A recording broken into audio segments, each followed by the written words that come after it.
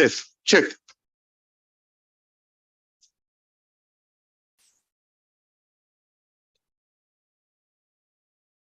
Check. Check. Test.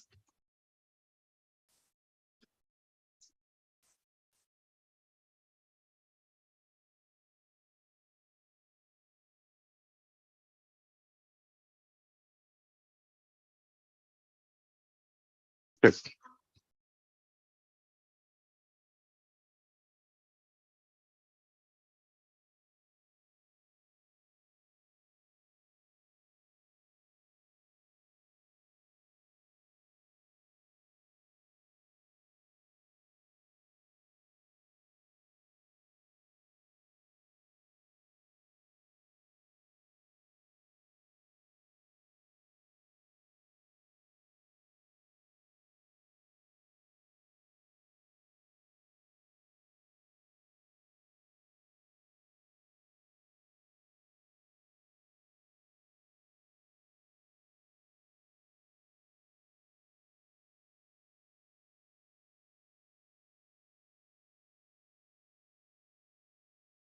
Test. Check. 1, 2.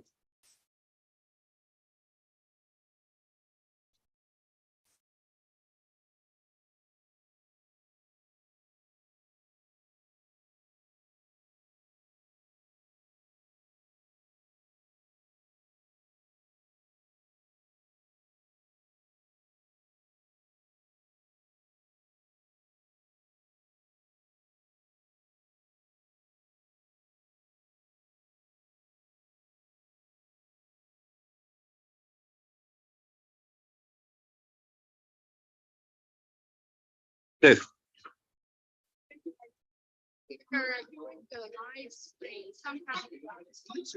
The camera.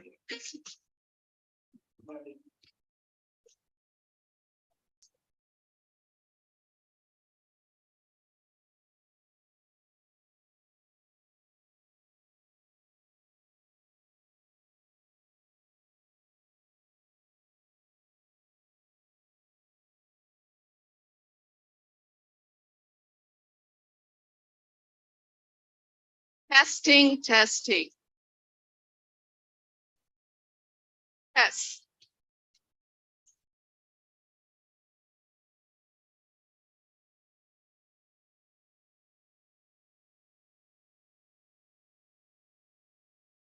Okay.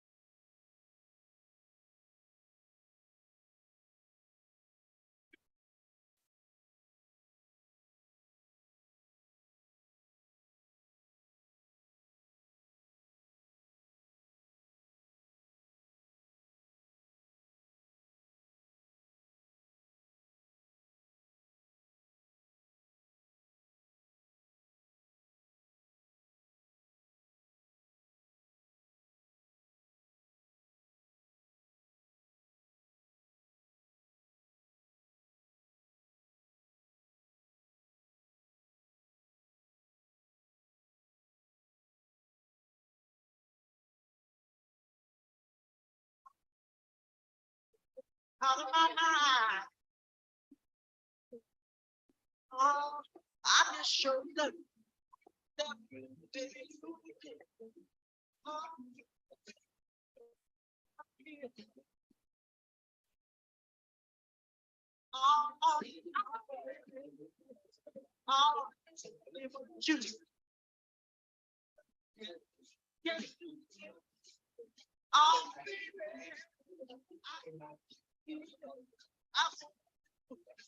Something new. I'm feeling what I all the things that get to this.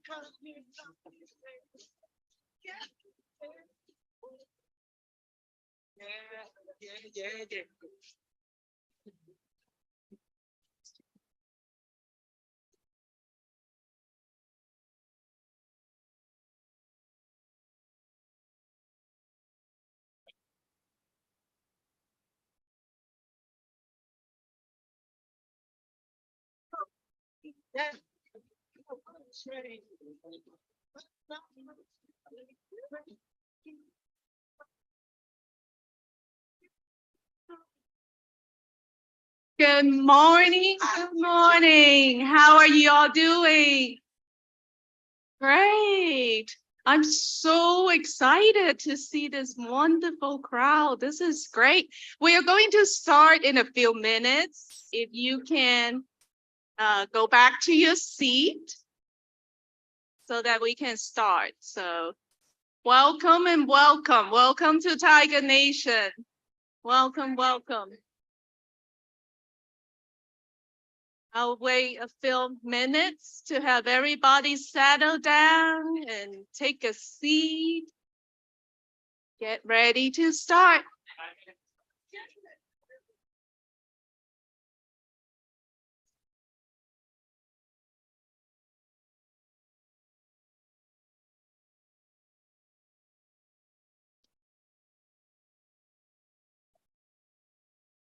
Maybe one more minute. There's still some people trickling in.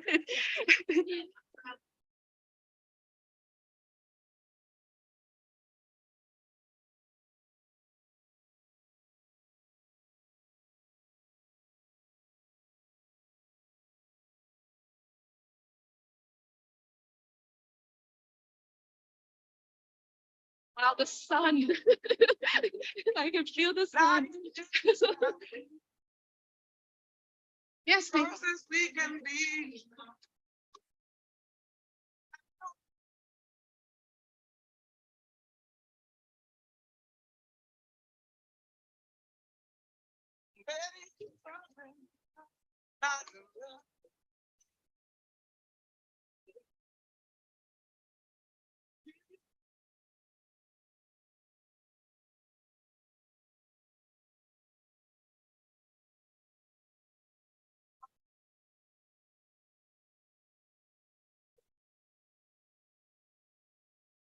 Okay, good morning.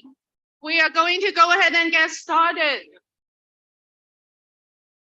Good morning, ladies and gentlemen, students, faculty, staff, speakers, panelists, vendors, volunteers, community health workers, health professionals. On the behalf of Center of Biomedical and Minority Health Research, Community Engagement Corps, I would like to welcome everyone in person and online in joining our second We Roar Against Breast Cancer event.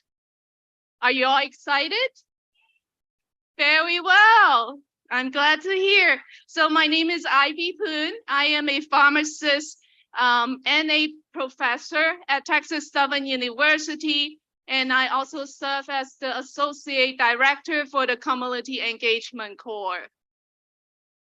I'm going to go through a couple of slides as a housekeeping, little things that you would need to know, and then we'll go straight to the agenda.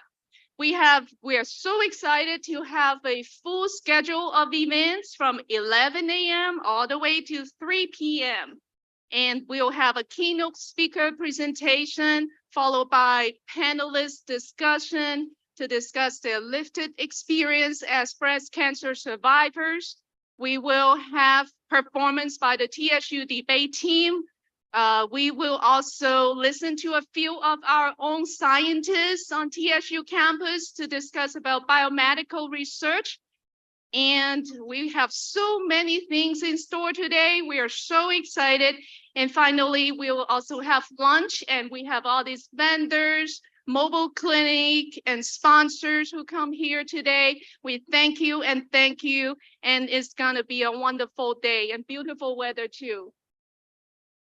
Today's event will not be possible without our, where is the sponsor slides?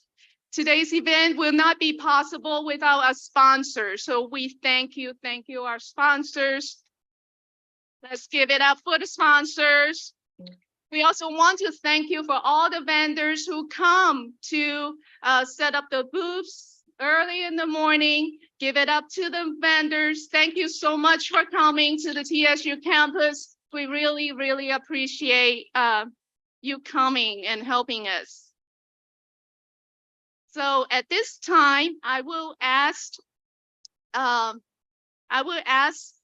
Pastor Kola Olaye to come here to the podium and start us off with the open prayer. So Mr. Olaye is the pastor of Dominion International Center in Spring. It is a fast-growing and multicultural church that begins in May of 2010. And his passion is to help people fulfill their purpose in life and develop their relationship with God, get out of debt, and walk in liberty within God, wherein God has set them free. So Mr. Olaye is also the husband of our Dr. Omaniki Olaye, our Senior Vice President for Office of Research and Innovation. So let's welcome. Thank you so much. Good day, everyone. Thanks for having me here. Can we just bow our heads as we pray? Heavenly Father, we thank you this morning. We're gathered here together because we know that you have a calling, a purpose for us. And as we talk about breast cancer and defeating breast cancer, I thank you for everyone who has gone through moments, survived this, those who are going through this. Thank you for the courage to get through them. And I pray, Lord God, that this awareness will create and bring people from all over the world with innovations, ideas, technology to be able to defeat cancer once and for all. Thank you, Father, because you're leading everyone in this place in the direction, not just to be survivors, but to be victors over cancer. And thank you because we're not only going to defeat cancer, but Lord God, we are eradicated entirely. And that's our prayer to you today. And I thank you, Lord, because as we start this program, that you will be with us here. You would guide us, you will speak through us, and we will learn and be empowered to take bold steps, to be ambassadors for you. And in order to encourage other people, to support other people, and to drive every one of us into this moment of being able to live as ones that have there's more than survivors and have eradicated cancers in Jesus' name. Thank you, Father, because we know that you're here and you're with us. And we pray, Lord God, that as everything that will be taking place today, we pray, Lord God, that you would take absolute control. In the mighty name of Jesus, we have prayed. Amen.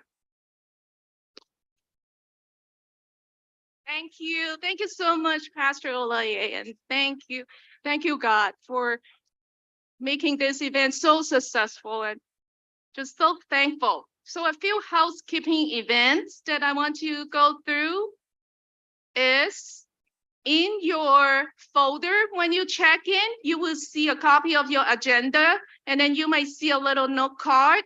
The note card is for questions and answer session. So we will have a keynote speaker. So if you have any questions, you can write your questions on the note card, and then we'll have a time for Q&A. If you're joining online, you can also type in your questions in the Q&A box. Also, we also would like to hear from you about this event. So before you leave the event, we would like to invite you to complete our survey. A copy of the survey is in the folder as well. And if you scan the QR code in here, it will also link to one of the items is the survey of the event. So you can also complete that through the QR code as well. For those who are joining as community health workers and trying to get CHW credits, you need to complete the CHW survey. So in additional to the event survey, also complete that survey so that you get the 2 credit hours of CHW credit. We'll be live on Facebook. We are live on Facebook, and we encourage everybody to tweet and then to hashtag us using this slogan called We Roar Against Breast Cancer to spread the awareness of breast cancer awareness. So at this moment, it is my honor to introduce Dr. Carl Goodman. Dr. Goodman is our provost and senior vice president for academic affairs at Texas Southern University. Dr. Goodman is a seasoned higher education administrator and effective champion of faculty and student success. He joined TSU in July of 2023 from Bowie State University, and with more than 30 years of distinguished career in teaching, research, and services from Florida A&M University College of Pharmacy and Pharmaceutical Sciences. We are so excited for his support, and we are honored to have him today. And let's give it up and welcome Dr. Goodman. Thank you, Dr. Poon. Good morning, everyone. Good morning, everyone. How are you all doing out there today? I want to thank you all for being here, number one. Today is a beautiful day, right? It is very beautiful. We celebrate in terms of we roar against breast cancer. And what I'm looking at the most part about is really education and the community outreach. As Dr. Poon had mentioned earlier, I have a lot of experience in terms of research on the basic science side. But basic science research doesn't mean anything if we're not translating out to the community. And this is why I think it's so important that when I look around here and see so many individuals out here, in particular, I look at just the ladies. Who runs the world?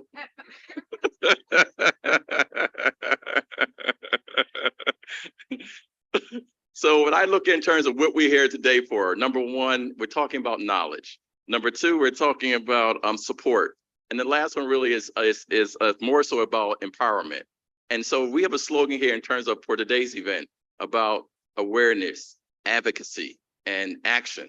And so when I look at knowledge in particular, knowledge we're always talking about, particularly when we look at breast cancer, at least 1 out of 8 women are suffering from breast cancer. It is probably one of the leading cancers as far as we look at all cancer types. And also just knowing that, again, men, also, even though small, also suffer from breast cancer as well. So that knowledge is very important. But then also looking at the support. We know that in terms of the breast cancer, in terms of those who are here today, how many are breast cancer survivors right now? Let's give you all a hand. In addition to our survivors, we all know that we also know individuals who actually have suffered from breast cancer and are no longer here. And so today is really about empowerment in terms of listening to the stories of the women who actually took the courage to fight through the breast cancer they were suffering from. Being advocates in terms of telling others in terms of about taking breast cancer mammograms early on at 40 years or younger, even going older. But again, I wanted to say again, today is definitely a special day. There's a lot of things are going on, but on behalf of our president who couldn't be here today, Dr. Mary Sayers, I bring you greeting on behalf of her, on behalf of our 8,500 students here at Texas Southern University, as well as our 600 faculty and our outstanding staff members here at this great institution. I want to say welcome you all and wish you all a best event as far as breast cancer and how we're going to tackle it. Congratulations for today and wish you all the best again. Thank you very much. Thank you again, Provost. We are very grateful for your support, and we are very excited to have everyone here this morning. Good morning again, everybody. It is such a pleasure to be here. We are really excited to see all your beautiful faces, everyone here, and for those that are online joining us this morning. My name is Veronica Ajewale. I am a clinical pharmacist by training, and I have the privilege to be the director of the Community Engagement Corps here at Texas Southern University, and also the director and the principal investigator on the CPRIT-funded TSU Breast Cancer Screening and Prevention Center. So welcome, everybody. Thank you. Thank you so much. Over the next few minutes, I would give a short overview of what we do in CEC and in the Breast Cancer Center, and then we'll be able to delve into more information from our keynote speaker and from the panelists. I will start off with this slide, showing some of our research efforts, $8.6 million award by the RCMI U54 grant that we received in 2020 under the leadership of our very own Dr. Monica Olaleye. We are very grateful. Thank you very much for your support. Dr. J, Dr. Liang, and these grants basically empowered us to establish the very first community engagement corps here at Texas Southern University. And we started this off in 2020, doing a lot of great work in the community. When we take a look at the community engagement corps specifically, we are positioned to do three things. And those three things includes identifying the health concerns of the community. And that means each and every one of us seated in this place this morning. And also in doing that, we also want to increase awareness about research participation and also disseminate the findings of our research. Like Provost Goodman rightly said, benchtop research would not have an impact if we do not carry it back out to the community, because everything we do on the benchtop ultimately impacts the care that we are giving to the people. And you know what? It takes a village. It is not just me. You see all the faces on there. Several of them are faculty and staff in several colleges in the university. Some of them are our full-time employees. And I want you to please help me to appreciate them for helping us to put this all together. We are really grateful. Thank you. Again, looking a little bit into what we do in the Community Engagement Corps, we work in close partnership with FQHCs, community organizations, faith-based organizations, healthcare systems, industry partners, community members, elected officials, and we have events every month. All of our events are not as big and bold as this, but we do have events every single month. We have outreach events, we have conferences, and we stay very active on social media, mass media, as well as print media. We are an educational institution, so we make sure that we give back to the community, not just to the students, but also ensuring education back to community worker. Like Dr. Poon said in introducing, this session is also going to be provided to community health worker as a continuing education at no cost to them. So these are all the things that we're able to do under this program. We listen, right? There is a reason why God gave us 2 ears and 1 mouth. In us listening, we are very open to receiving feedback from the community so that way we build trust. So we are open to your feedback. Give us a call, send us an email, or complete the survey and let us know what you would like us to talk about in our upcoming sessions. Now, of all the topics that we can talk about this month of October, why did we choose breast cancer? Of course, breast cancer, October is Breast Cancer Awareness Month, like we all know. But most importantly, I want to turn your attention to the graph that has the black box around it. That is showing the incidence of breast cancer among African American men, which kind of stands at number 2, right? If you look at all the other races, and this is an aggregate data over a 4 to 5 year time frame. When I look at this other graph, however, it's very disheartening and dissatisfying to see that African American population is leading when it comes to mortality. And we need to sit back and ask ourselves, why is this the case? Again, I'm a clinical pharmacist. I trained in oncology, and during the course of my training, I saw so many African American women dealing with breast cancer. And I asked myself, I'm like, why? the numbers should not be this way. We need to be able to do something differently. And this was when I joined TSU in 2017, myself, Dr. Uche Ndefo, and Dr. Rodney Onta, we were able to receive our first grant from Susan G. Coleman, $50,000 in 2017, 2018. And this is where all of this started, because we said we need to be able to do something differently. We got the grant the first year, we got it the second year, and then COVID came. COVID came, it's like, okay, you got to pack up. What are you going to do? You know, a little bit of changes happened. But right in the midst of COVID, the opportunity came for us to write this grant proposal to CPRIT. And when we wrote the proposal to CPRIT, the proposal was due in February of 2021. Little did I know that I was pregnant. I already had 3 children, and my husband is here. Please help me to appreciate my sweet, lovely husband. We've been married for 11 years now, and he has been extremely supportive. None of this would have happened, guys, if he did not watch the babies, okay? And I'm very grateful to you, babe. I love you. Thank you very much. So after we had our 3rd baby, I got an IUD saying I'm done. And I was writing this proposal, and I realized I was pregnant. Half of this proposal I wrote in the hospital.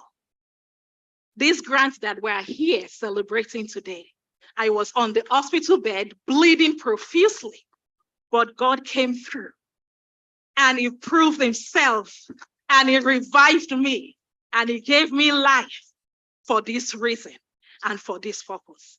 And in August 2021, that great news came. Congratulations, you are funded $1 million. And guess what? We couldn't have done this without the support of our collaborators. Texas Southern University is an academic institution. We necessarily don't have the clinical infrastructure. But I had a 30-minute conversation with Bernice. Bernice is with the Rose, and she guided me. She told me some of the pointers. Some people told me you couldn't do it, Veronica. So many people said, no, you can't do it. I'm not going to support you. I won't write you a letter of support. But God made a way. And thank you, Bernice. Not only did we do that, we also partner with Houston Methodist Hospital. Methodist Hospital today is able to absorb women that are diagnosed through our program, but are uninsured, underinsured, and treat them at no costs. That is huge. And they are targeting women that have metastatic disease, triple negative breast cancer, the very highly critical economic body in our society. And we are very, very grateful for that.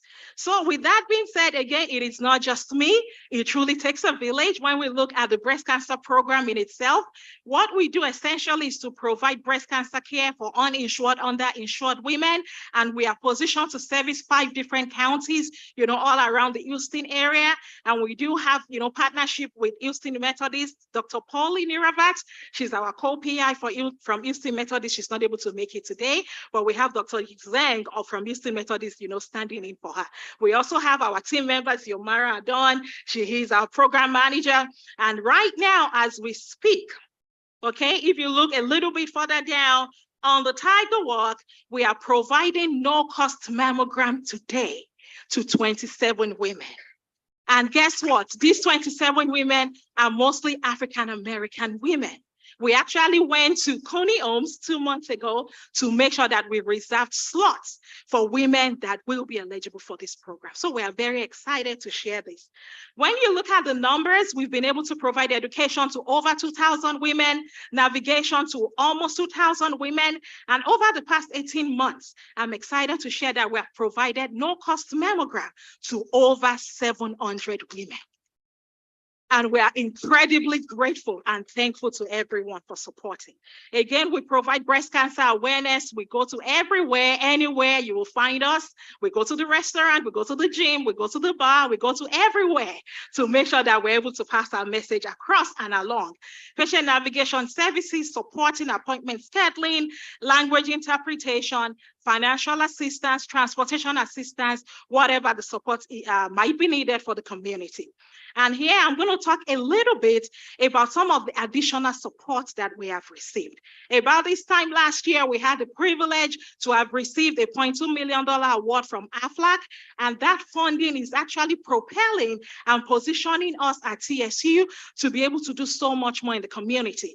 As a part of this AFLAC grant, we were able to give out Community Impact Award, and Miss Thelma Scott here, Miss Thelma Scott, do you want to wave your hands? Yes, she is the recipient of our Community Impact Award. And with that, she's able to do a lot of great things in the community. And she's also a breast cancer survivor. And we are very grateful for that. In addition, recently, last month, actually, we received the exciting news that for us at TSU, that I have the privilege to lead, we received the very first P20 award in Texas Southern University. And this award is the only one funded in the entire United States this cycle. We are really grateful for that. I am humbled and honored to have the privilege to lead this alongside several of our colleagues across multiple colleges here in TSU. And guess what we'll be doing with these funds? We are using these funds to train the next generation, because we don't want to have a situation where the oncologists don't look and feel like us. So we are going to train people that are culturally competent with health literacy, mentality, and background to be able to provide care for the next generation. So we are very grateful and excited about that. I am also very excited. We received this funding through Title III, a little over $1 million to launch the very first mobile unit here at Texas Southern University. Great things are happening at TSU, and this is the season, and we are really grateful. Additionally, as well, when we do a lot of benchtop research coming up with medications, we need to be able to translate this clinical information back to the community. TSU also recently received this award under the RCMI Coordinating Center to establish the very first clinical trial site in the community. And we are doing this in collaboration with UTMB. So we are grateful. It is the season, it is our time, and we are here to do one purpose, just one purpose, to be able to work together collaboratively to advance health equity in our community. And I'm very grateful to each of you for supporting us in every way you can, speaking about it, attending, supporting us, praying for us, and sending that email, encouraging us as we go. We are very grateful, and thank you very much for being with us this morning. Without further ado, it is my pleasure now to bring up the guest speaker for this morning, our very own Dr. Teria Richmond. Dr. Richmond was born and raised in Chicago, Illinois. She graduated summa cum laude from Mount Saint College in Iowa, and she received a master's in public health and doctorate of medicine from the University of Illinois School of Public Health and College of Medicine.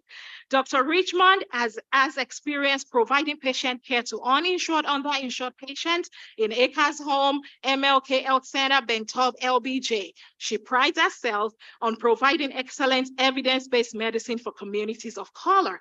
Nicknamed your total health doctor, Dr. Richmond serves as the Chief Medical Center on the AIDS Foundation of Houston, as well as a primary care physician at your Total Health Clinic and DESPAR. She is also the medical director here at TSU. So welcome, Dr. Richmond. Thank you.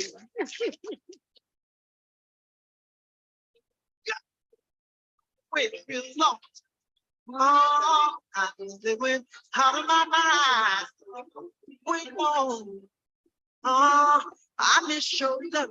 What y'all know about this? Come here.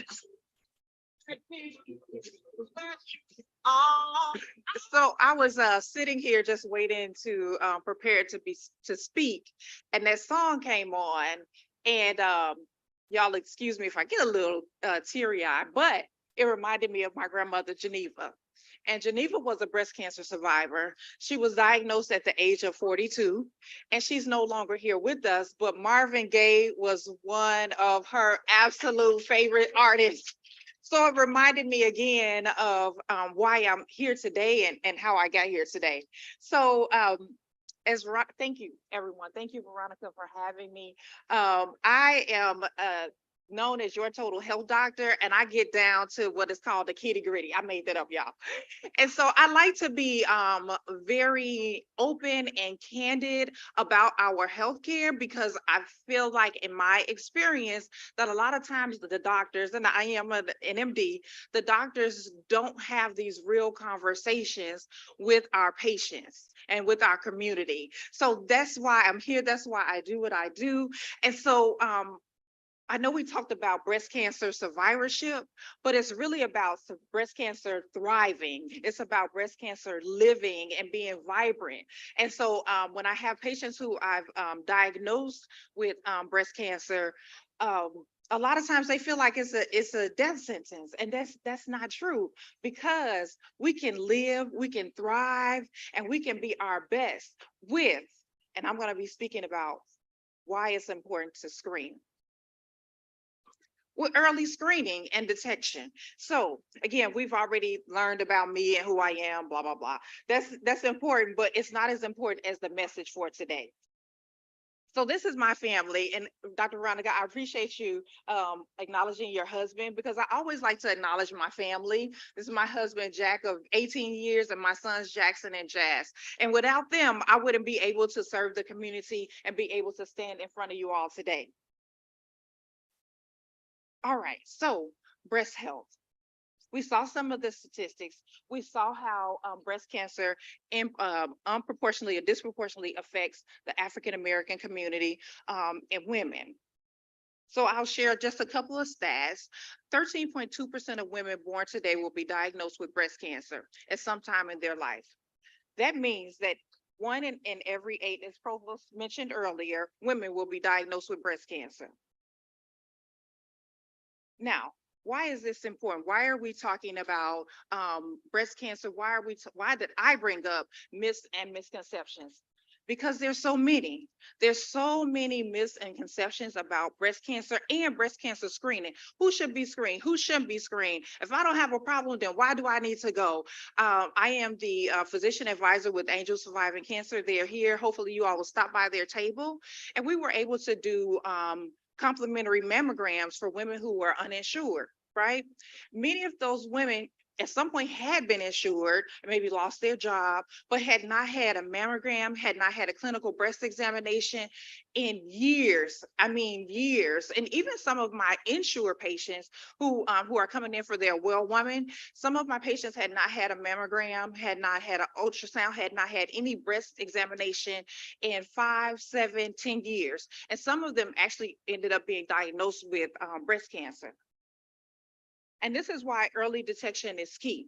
For women of color, breast cancer is more likely to be fast growing. It's more likely to be a higher grade, means that when we find it, it's already gone too far. A lot of times with treatment, when your breast cancer is responsive to hormones, you tend to do better. But a lot of our cancers that we're finding in our breasts are actually negative. And so it's harder to treat and it's more aggressive. Also, keep in mind that with early detection, that means that you can, as we saw earlier, we see that we experience more mortality. That means that you can not only live longer, but you can live better with early detection. And that's why this is so important. Now, we used to say that you need to do your breast self-examinations every month. Well, that's not necessarily true. You can do it quarterly. If you're still having a menstrual cycle, we recommend that you do it 7 days after your menstrual period, just because the hormones can affect your breast tissue. But then also, if you're not menstruating, every few months, I have patients who say, well, I don't know what I'm looking for. I don't know what I'm feeling for. But I think this is more about knowing your body. And so if you're consistently checking yourself, you'll notice when there is something different. There's something that's not what you felt, a few months ago or last month. So it's really important to take take control of your health and do your own examinations. And if you find something and you go to the doctor and they brush you off, please, please, please consider advocating for yourself. Consider getting a second opinion. That's totally, totally okay. I know a lot of in our community, a lot of times it's thought that the doctor knows everything and don't question a doctor. Well, we don't know everything. We get a lot of education, but a lot of what we understand and what we know about your body comes from you, right? So we take our knowledge and take your knowledge and put it together and come up with the plan. If you're not getting that, please go somewhere else. And if the doctor is easily offended, well, they probably wasn't your doctor anyway. Okay. So how to do a breast self-examination. Again, I told you about the timing, but you can do it in the shower. You can do it lying down. Make sure that when you do your examination that you not only cover the breast tissue, what you think of as the breast tissue, but you also check in between the breasts because there's breast tissue there, and then under your arms. Sometimes breast cancer may not present as a lump or a bump in your breast. It may present as a lump or bump under your arm. Okay. So we talked about breast self-examinations. Another way to get screening is to have a clinical breast examination. That means that when you go to the doctor, I had one of my patients tell me the other day, she said, well, have you done my annual? Because I haven't taken all my clothes off. For your physical, for your clinical breast examination, for your physical, you really actually should be taking all your clothes off. And it doesn't matter, how old you are or whether you having sex, none of that matters. The most important thing is that you get a head to toe physical. And a part of that is your actual breast examination. If the doctor, and I love my fellow peers, I love my fellow doctors, but if the doctor has not done your breast examination, then you need to be looking for another doctor.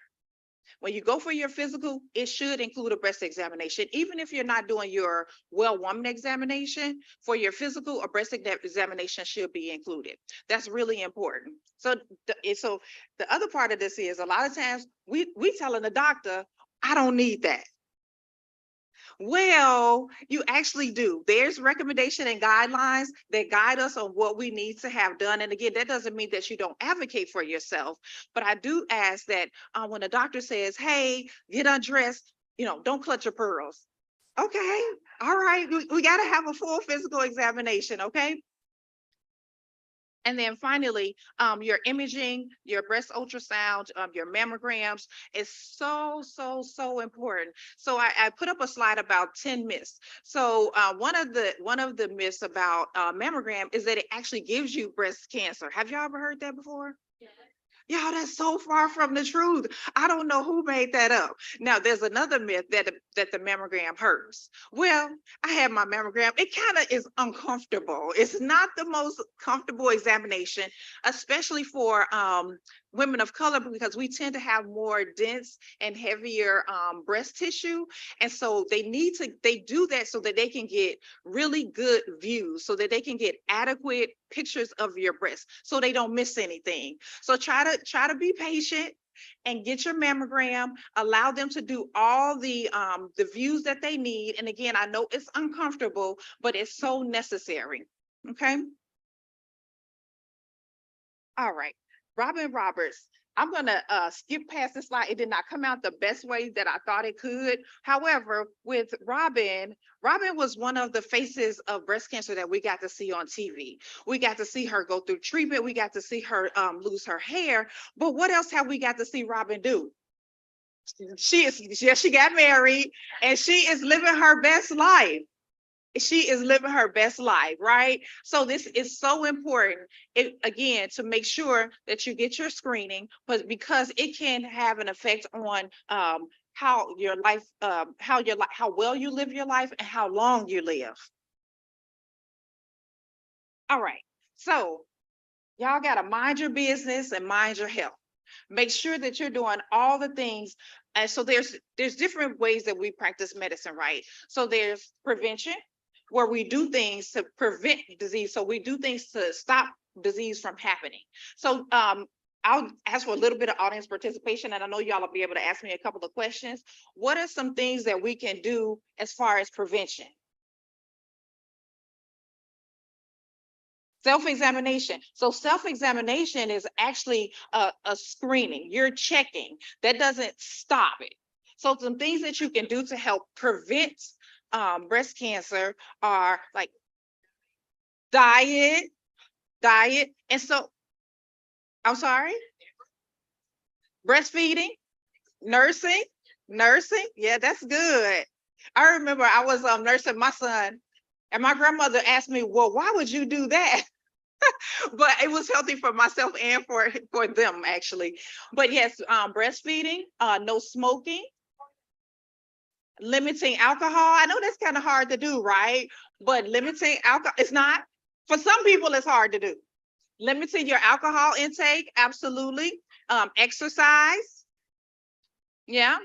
And then not consuming too much sugar and fatty foods. But that doesn't mean that if you do so this is the other myth, that if you do all of those things, that you still may not be diagnosed with breast cancer. So we still want to do those things, but keep in mind, but that's a myth that if you do all the right things, that you may not be diagnosed with breast cancer, right? But those are things that you can do to help prevent. I love it. I love the feedback. Okay. All right, so we talked about diet, we talked about exercise, we talked about weight management, minimal alcohol intake, and no smoking. Prevention is key. So prevention, then we talked about screening. So doing your examinations, getting your getting your mammograms, your ultrasounds, and really following up with your health is so important in screening and detection. And then of course there's treatment. All right, another myth is that young women can't get breast cancer. And I've seen it. I've diagnosed a 32-year-old young lady with breast cancer.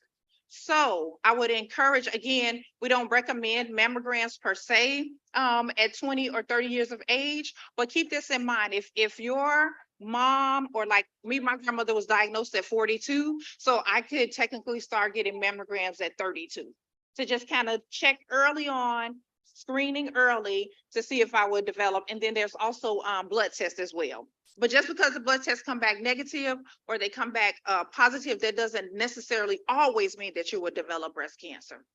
All right, so we talked about clinical examinations. You all, I am the Texas Southern University physician.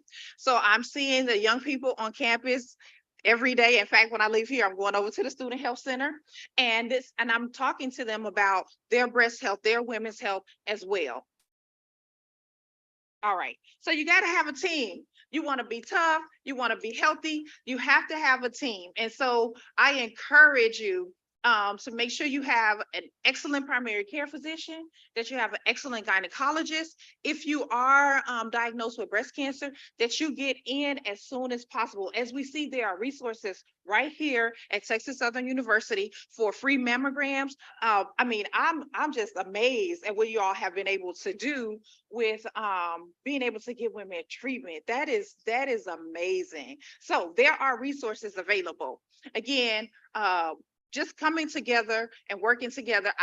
If you are diagnosed with breast cancer, and even if you're not, I recommend not only having a primary care physician and a gynecologist and your oncologist, but a therapist, an accountability partner, your tribe, and we are developing a tribe right here, right now. So make sure you meet somebody today. Don't sit next to your friend that you've been rolling with all along. Meet somebody new today and help develop your tribe, okay? And again, walking and getting the exercise partner. All right. So again, I'm Dr. Richmond. And do y'all have any questions?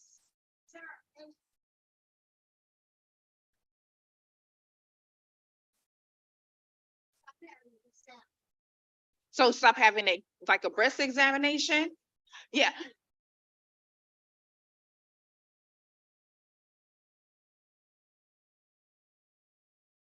Okay, so a physical breast examination. Yes, ma'am. So there's no guidelines for the actual clinical, when to stop the actual clinical breast examination, but so you can, as long as you're going for your physical for the clinical breast examination, you can get it even in your 80s or 90s. Yes, ma'am. Yes, ma'am. Yes, ma'am. Go ahead. Oh, I'm sorry. I didn't. Okay, go ahead. It's Black first and then Tim. Okay. Speak though. Breast cancer and, done had the treatment and the breast removed and is doing well. Now, should the daughter and granddaughters get tested and at what point, or just give me information on that? So immediately. So we do have a geneticist here. And so that is a conversation that the family needs to have, to sit down and look at what testing needs to be done, what type of cancer grandma had, if getting tested for the different genes that are associated with breast cancer, and then looking at them getting mammograms and how often they should get mammograms.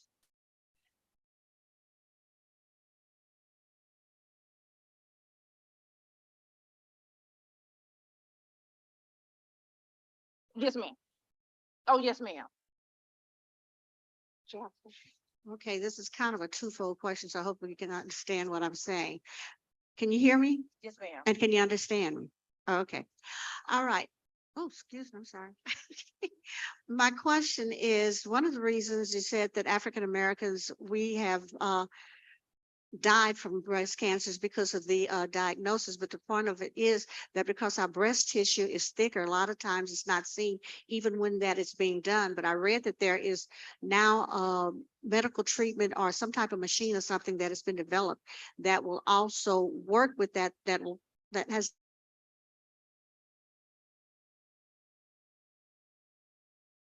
we might get diagnosed earlier. It might make us sicker because of the fact through the machine or whatever it is, it's gonna, I can't explain exactly, but I hope you understand what Are I'm you talking. talking about the thermogenesis? It's some.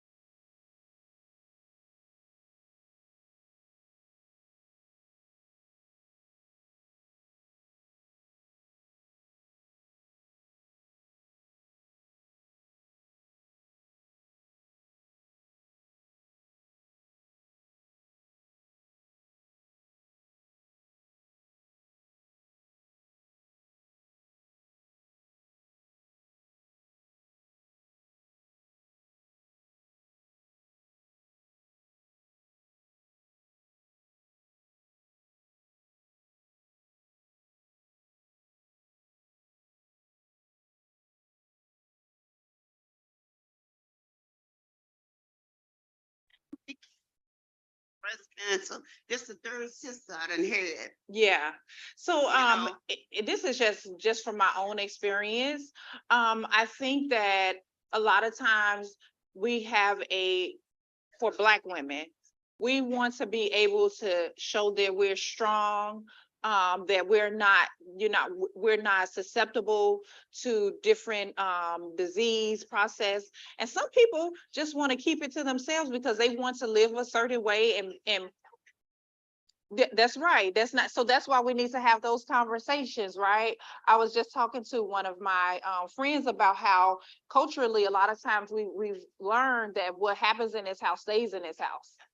And so a lot of it is cultural. So we have to have those conversations. And I know you can't like bully your family into going to their appointments and things like that, but maybe it might be just asking those questions. And just kind of getting in a little bit deeper with conversations about health, because at the end of the day, we need to know because it can affect other family members.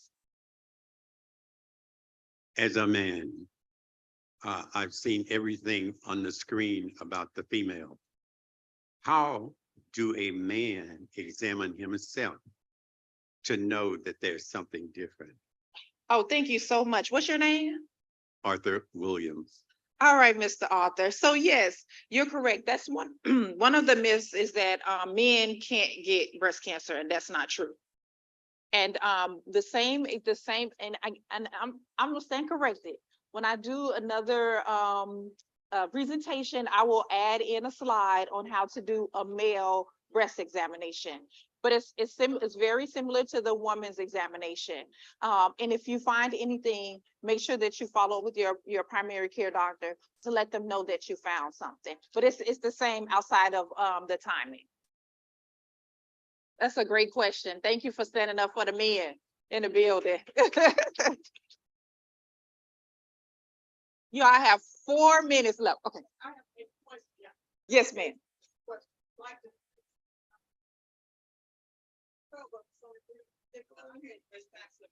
One of my sisters passed from breast cancer, and my 80-year-old sister just passed December, so I'm going to have another test, genealogy test for my baby sister, and also to see if it's hereditary. I've already had one, but the one that passed, they said no, it was not hereditary. So I'm going to have another one because I'm healed 18 years.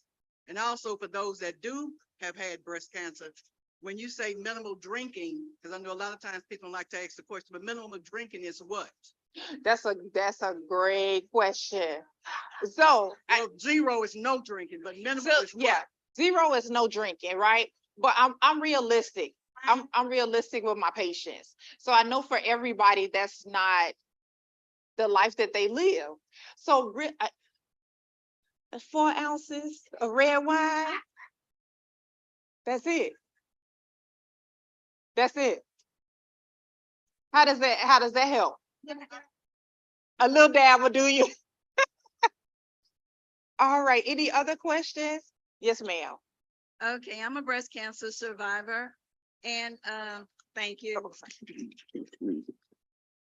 So recently I have been experiencing severe, not severe, but tenderness on the chest wall. And they did the mammogram and the ultrasound and they found nothing. So what should be my next step? Should I just brush it off or should I go further and see someone else? So I can't give medical advice. I know, yeah. I'm sorry, but I would say advocate for yourself. If you feel like something is wrong, go back and go back again and again and again. We have one more question in the back. Off time for you to have your bottom, done, because I've had my exam every year, but they tell me I don't need to worry about my bottom and things. So is that I didn't hear you. What did she?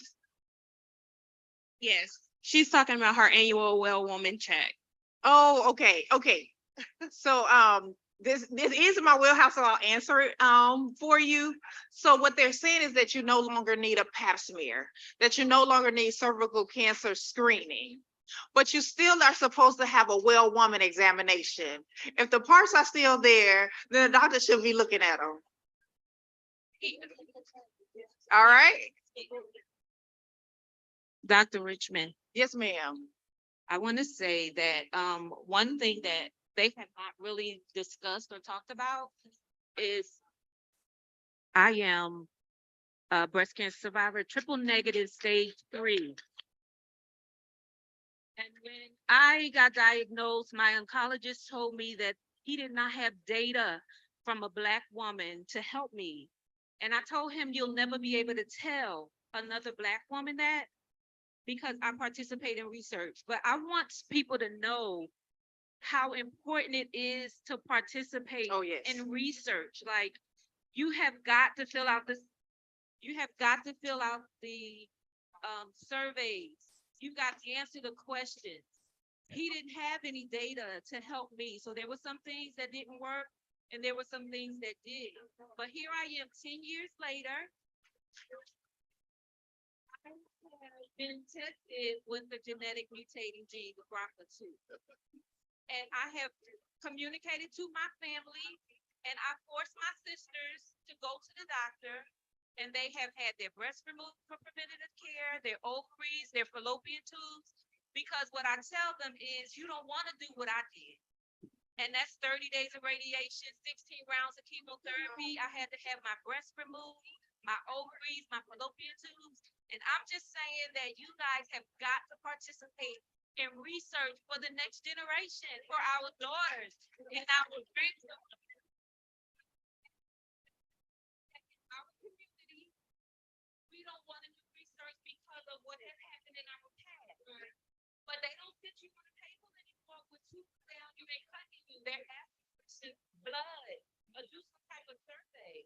I'm just saying to you guys, please, if you are a survivor, you know, see other people, go participate in research so that we can eradicate, you know, triple negative. Yes, ma'am.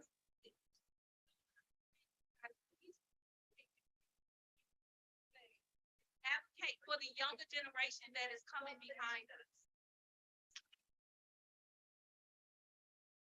Thank you so much. I think that closes us out. Thank you so much for your closing remarks. And that's so, what she said is so important. Because the participation in research could just be, like you said, a survey. It may just be a blood draw, but we need more information. So please consider, if you haven't, please consider participating in clinical trials. I think my time is up. Thank y'all so much for being so fabulous. I appreciate you.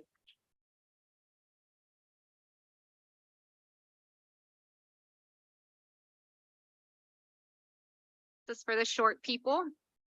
Good morning and happy Friday. Oh no, good afternoon, actually. Good afternoon, everyone. I can't hear you. Good afternoon. There we go. So thank you so much, Dr. Richmond, for that wonderful presentation and for the wealth of knowledge that you shared. Thank you for spending time with us this afternoon. We really appreciate it. And thank you for the amazing questions that the audience had. I feel like it's courageous of you to ask. A lot of people are probably thinking or wanting to ask the same question, right? But you don't have the courage because sometimes you do get a little scared. So thank you.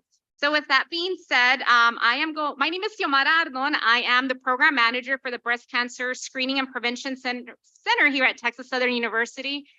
I've been here a little over a year, and I'm really excited to see all of you here. I've seen a lot of familiar faces. I saw a lot of you guys on Friday. Thank you for coming. And so let's go ahead and get started. All right, so I'm gonna go ahead and skip this slide, but I want to go ahead and start with our amazing panelists.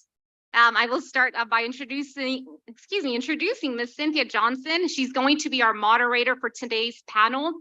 So Cynthia was diagnosed with stage 2 invasive ductal carcinoma in 2018, 1 year before she was old enough to begin regular mammograms. While undergoing a lumpectomy, chemo and radiation, Cynthia coped by sharing her journey candidly on social media. As the first of 3 sisters who have faced a breast cancer diagnosis, this personal experience has ignited a fierce passion for advocating for improved access to healthcare. Knowing your normal and whole person support for those affected by breast cancer, it is her hope that by sharing her story, she can empower women to be their own best advocate and to eliminate health disparities among women of color. Let's go ahead and give her a round of applause. Ms. Cynthia, if you want to go ahead and join us, please. Our next panelist and breast cancer educator and advocate is going to be Ms. Chris Noble. Ms. Chris is the Director of Corporate and Business Relations for The Rose. She's a community leader in breast health, founded in 1986. In her position at The Rose, Chris works within the community, bringing the message of screening and early detection to communities, churches, and companies and their workforce. Chris says that her job at The Rose is the friend raiser. This is her 11th year with The Rose. In her role at The Rose, Chris speaks to groups about breast cancer and how it's not your grandma's breast cancer anymore. With annual mammograms, breast cancer can be detected early and it is survivable.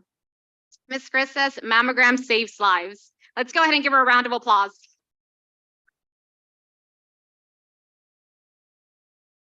I love the jacket too.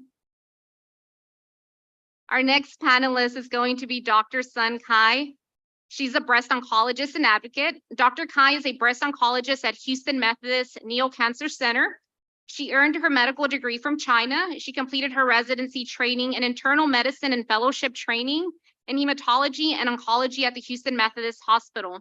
Her main clinical focus is on breast cancer with particular interest in immunotherapy and triple-negative breast cancer. As a clinical investigator, her clinical research aims to evaluate novel biologic agents in breast cancer patients. Her research focuses on characterizing the tumor microenvironment in obesity-related TNBC and targeting inflammatory pathways to alter the tumor immune microenvironment. Let's go ahead and give her a welcome and a round of applause.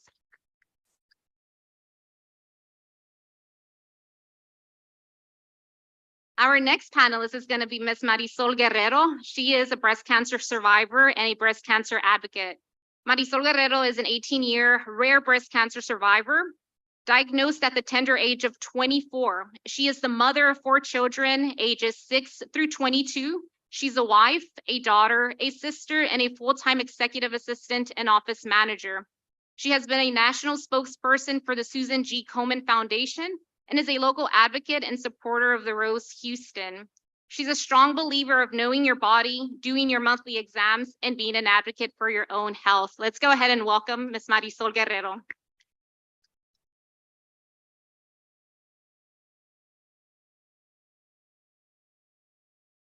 Thank you. And last but not least, Dr. Shalita Anderson. Dr. Shalita Anderson is our panelist for today. She's also a breast cancer educator and advocate. Dr. Shalita Anderson is an oncology certified nurse with more than 2 decades of successful experience in healthcare, leadership, and nurse empowerment.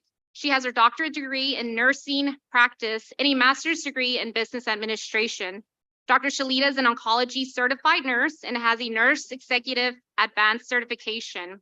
She has worked for Harris County Hospital District for over 9 years, caring for indigent patients, and currently works for Memorial Hermann as the System Oncology Patient Care Director.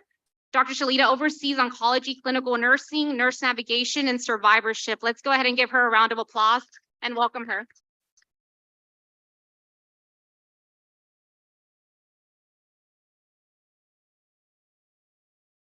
Okay, so the sun was hitting that chair. Thank you so much. And I will let you guys work your magic.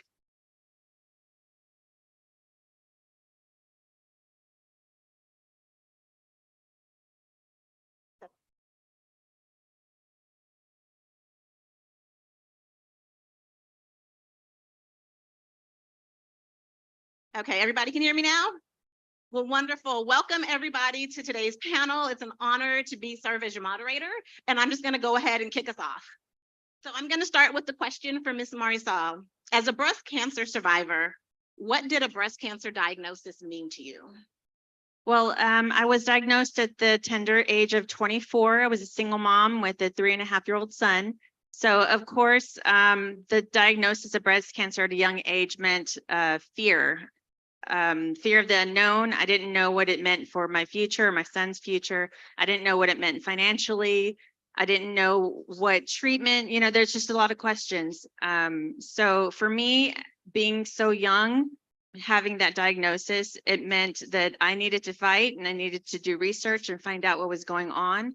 I needed to find the right doctor and take care of myself. And if you get a diagnosis, it's no longer a death sentence. You have to take care of yourself and do the research and be your own advocate and save your own life.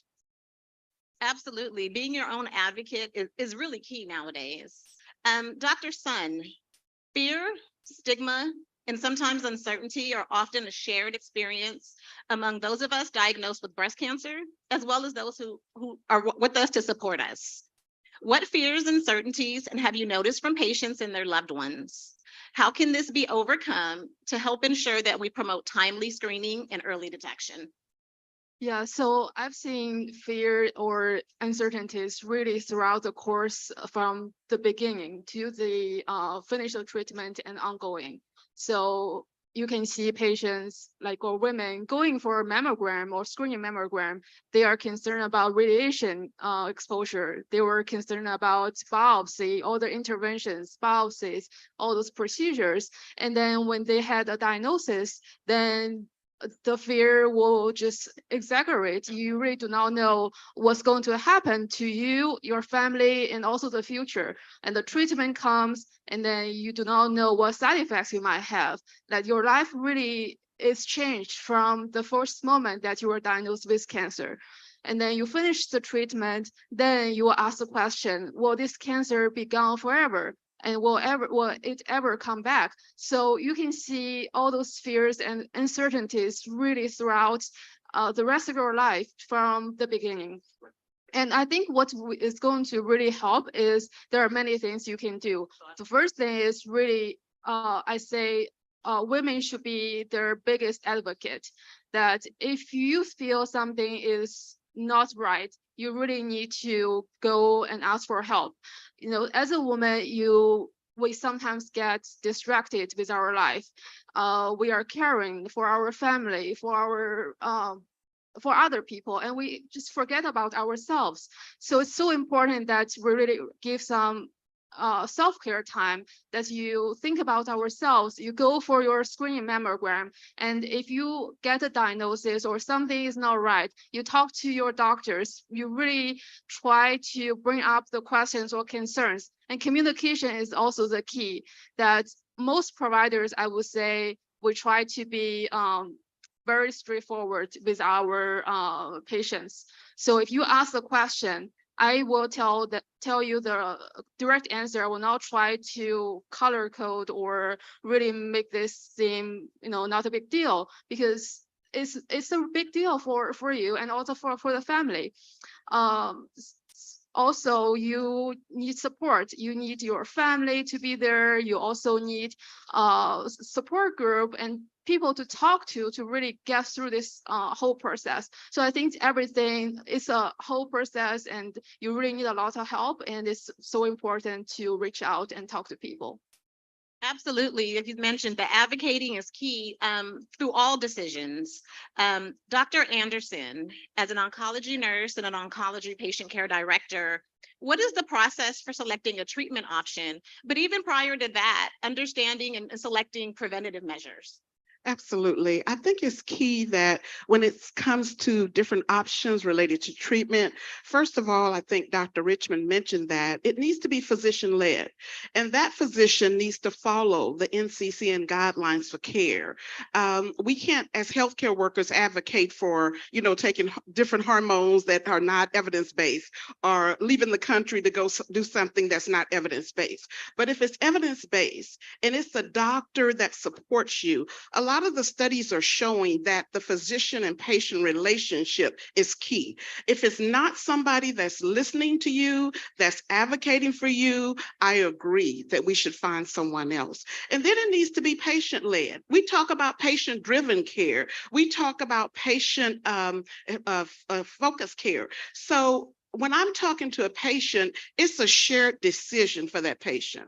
I'm not to make the decision for them, but I'm to empower them. I'm to give them the information that they need, and then help them to answer the questions that they need to have answered. And the last thing is also, how do we do as far as directing them in the right way? It needs to be personalized for them. I know that sometimes you'll look at a culture and try to make everybody the same, but we're not all the same. So I believe that for my patients, I want to hear what they have to say, what they're dealing with, to help empower them to the next level. Wonderful. I think that is very key.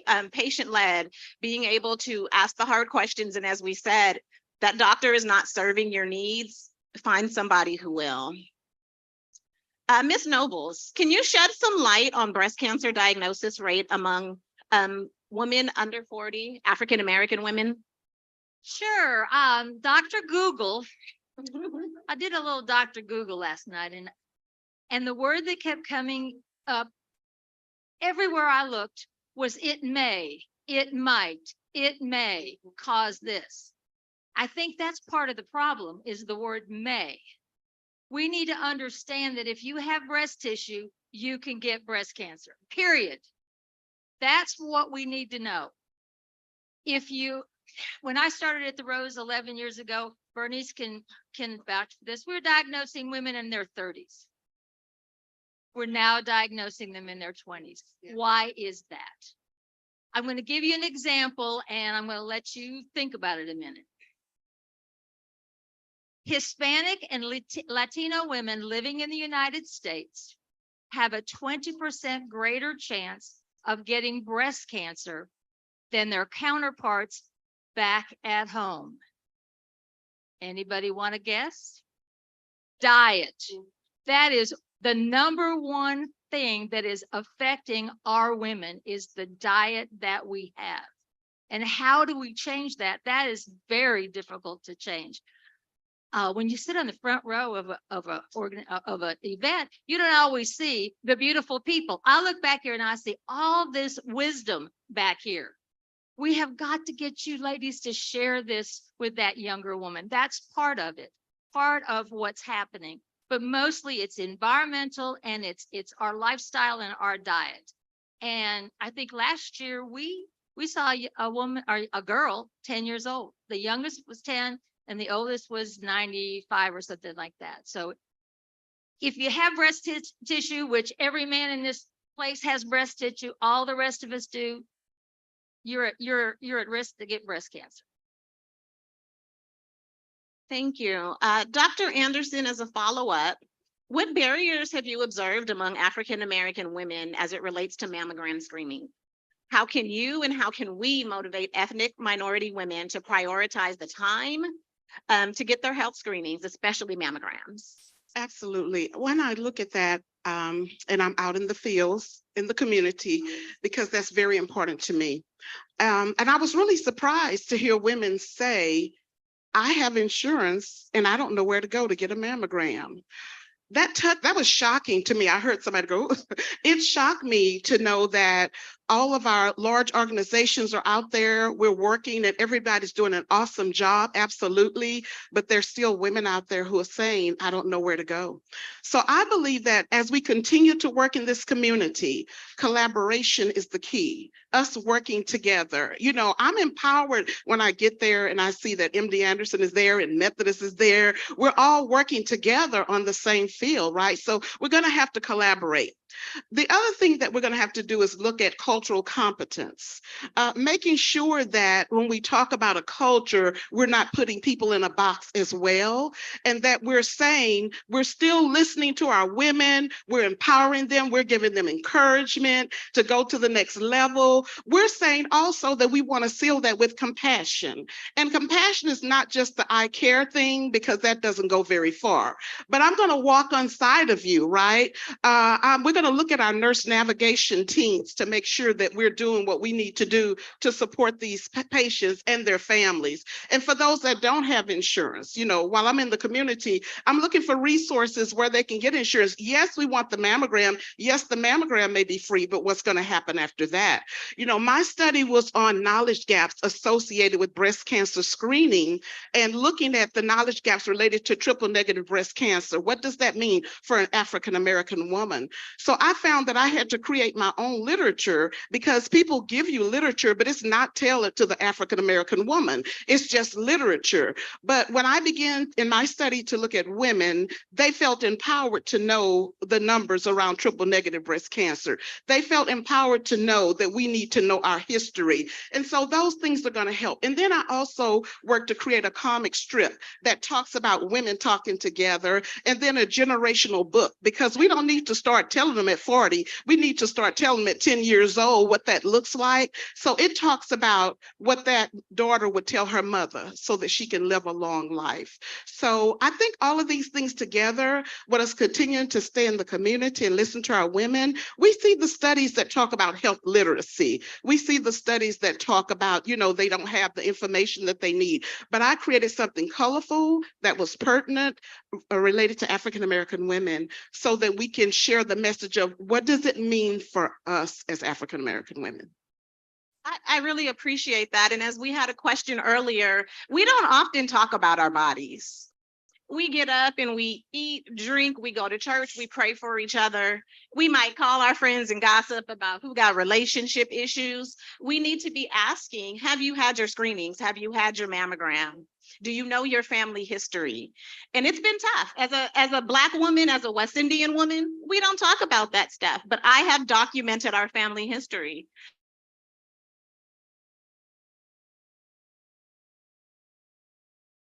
day. Touch yourself, know yourself, go to the doctor and talk to your friends about it. And that's really key. And until we start having these conversations, we will continue to suffer in silence. So, Ms. Nobles, when it comes to maximizing health-related outcomes for breast cancer, what factors would you like ethnic women and their support systems to be mindful of?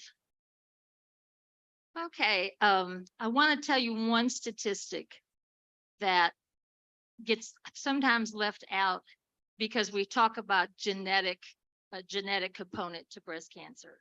85% of those diagnosed with breast cancer do not have it in their family.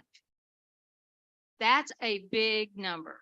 So those of you that don't have it in your family, we don't get a pass because we may be the first. You've already heard diet, exercise, alcohol, restricting alcohol. We didn't say smoking, but smoking is bad for you from head to toe. All of those things. But I've probably spoken at least more than 1,000 times in the Black community. And it occurred to me early on something really amazing about Black women that's not that healthy. If you're a fluffy African-American woman, you will put that cute outfit on and strut your stuff and you look beautiful. I think you're beautiful, but it may not be healthy. If you're a very fluffy Black woman, you will put those beautiful heels on and that beautiful outfit and you look great. And I'm jealous that you can wear them darn shoes, but you may not be healthy. And I think that's one of the things. It's a beautiful thing and a not so good thing. I wanted to just clear up a little 2D, 3D. 2D basically is a film, one X-ray. So if you've had a 2D mammogram, it's one X-ray. So you've maybe had 6 pictures taken. With a 3D, it's more like they're taking slivers and pictures of slices of your breast, much like a loaf of bread. So now that radiologist can see that breast cancer in between there. So you can be diagnosed at stage 0 and stage 1, but it's only found in a screening mammogram. That means you've got to have that mammogram every year. That woman under 40 has just got to pay attention to her breast and know her family history. But that woman over 40, you need to get this. We can fix you. There's not a person on this campus that hasn't prayed for a cure for cancer. We sort of kind of got one in the breast cancer world. It's early detection. It's time for us women on this planet to take up the gauntlet of our health. It's time. And I see all these seasoned folks there. They're going to do this for me. I'm pretty sure. I see them shaking their heads at me. Okay, I'm done. I really appreciate that follow-up to the 2D, 3D question as well. Dr. Sun, so good lead in here. Is breast cancer truly preventable? What is the role of preventative mastectomies among high-risk women? Yes, I think Ms. Noble really said it very elegantly that breast cancer is preventable for most of the breast cancer, because we know most of breast cancer is estrogen receptor positive, and early detection and screening is really the key that we can detect the cancer at stage 0, stage 1. And for those women, you can live 90-95% overnight, almost 100%. You can live the rest of your life normal, right? So that is the key for this type of breast cancer. But for Black women, African-American women, then we have higher possibilities of getting triple negative breast cancer. And those happen in younger women, and also it can be developing in between your mammogram and tend also to be more aggressive. So then it comes to what we can do to really prevent this type of cancer. And Dr. Richman said it very well, that you exercise, you eat right, you maintain a healthy weight, and you also talk to your provider if something goes wrong. So that is really the key for us to prevent triple negative breast cancer. And then for women who really have a strong family history, or if you got diagnosed and then you got tested with genetic testing, we found that you have BRCA 1 or 2, then double mastectomy is also very preventable for the other side of the breast cancer, and also for your family. They also need to be tested. And in that case, if they are positive and they had double mastectomies, then 95% of the chance they will not get breast cancer in the future. So yes, it is preventable, and we need to do everything we can to prevent this because it's really life-changing. Ms. Marisol, knowing that early detection saves lives, what advice do you have for family members and loved ones to encourage women to screen for breast cancer? Well, for one thing, don't wait until October to start thinking about yourself or your breasts. Breast cancer can show up all throughout the year. So take care of yourself, and specifically to women. Oh, that's loud. Specifically speaking to the women, we tend to take care of others before we take care of ourselves. So yes, continue to take care of everyone else, but take care of yourself first. If you're not here to take care of your loved ones, then who will be? Breast cancer does not discriminate between age, sex, race, or religion. Anybody can get it. And so my advice would be to do your monthly exams. Start early, know your breast, know what your body's telling you, know your breast tissue, especially those of us with dense breasts. So know your body, do your monthly exams, and that in itself can save your life.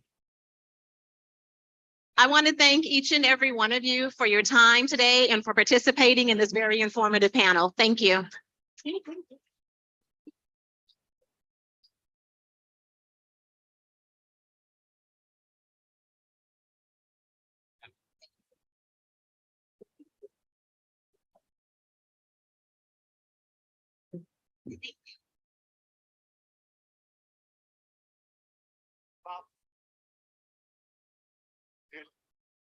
¿Quién es?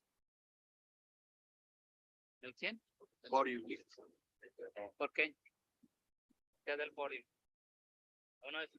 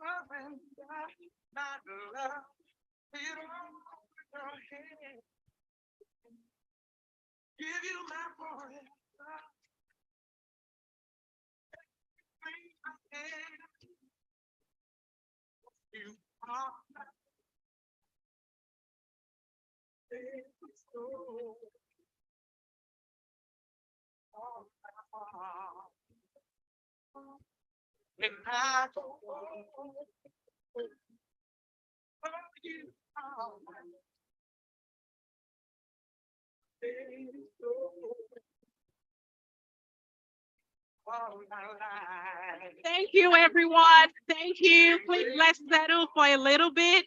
Sorry for the short distraction, with the music at the back. They're having a little pep rally, but I'm trying to keep things under control. Okay, please, thank you for your understanding. I wonder if the TSU debate team is here. I know there's a lot happening on campus today. So we'll skip the session of the TSU debate team and we will go ahead and continue with an highlight of the breast cancer research program here at Texas Southern University. It will be my pleasure to bring up stage Dr. J. Yes, please. Thank you. We are here and we will make it work. Okay?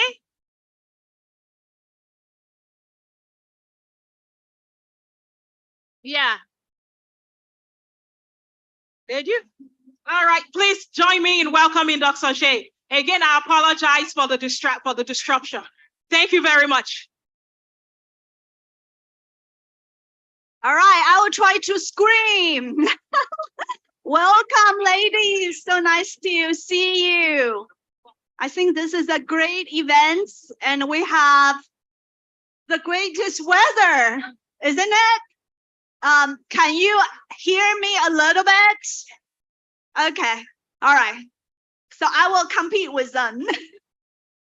So my name is Huan Shea. I'm a professor of pharmaceutics here at the College of Pharmacy and Health Science. Okay, so I have been doing mostly cancer research for drug discovery and development. And we do a lot of formulation study, which means we will package the drug in certain way and give to the patients. Of course, we're more towards to the basic research, which means everything happens in the lab setting instead of later stage going to the patients. So, but still we have done a lot of cool stuff. And I want to highlight one of a specific project. We are collaborating with MD Anderson through this program called Separate, which is support by Texas. It's Cancer Prevention Institute and Research Institute at Texas, Separate. And this particular project is conducted by our Center for Comprehensive PK/PD and Formulation, and as well as the Institute of Drug Discovery and Development. So we have this particular collaborator. We also call that user because we provide services.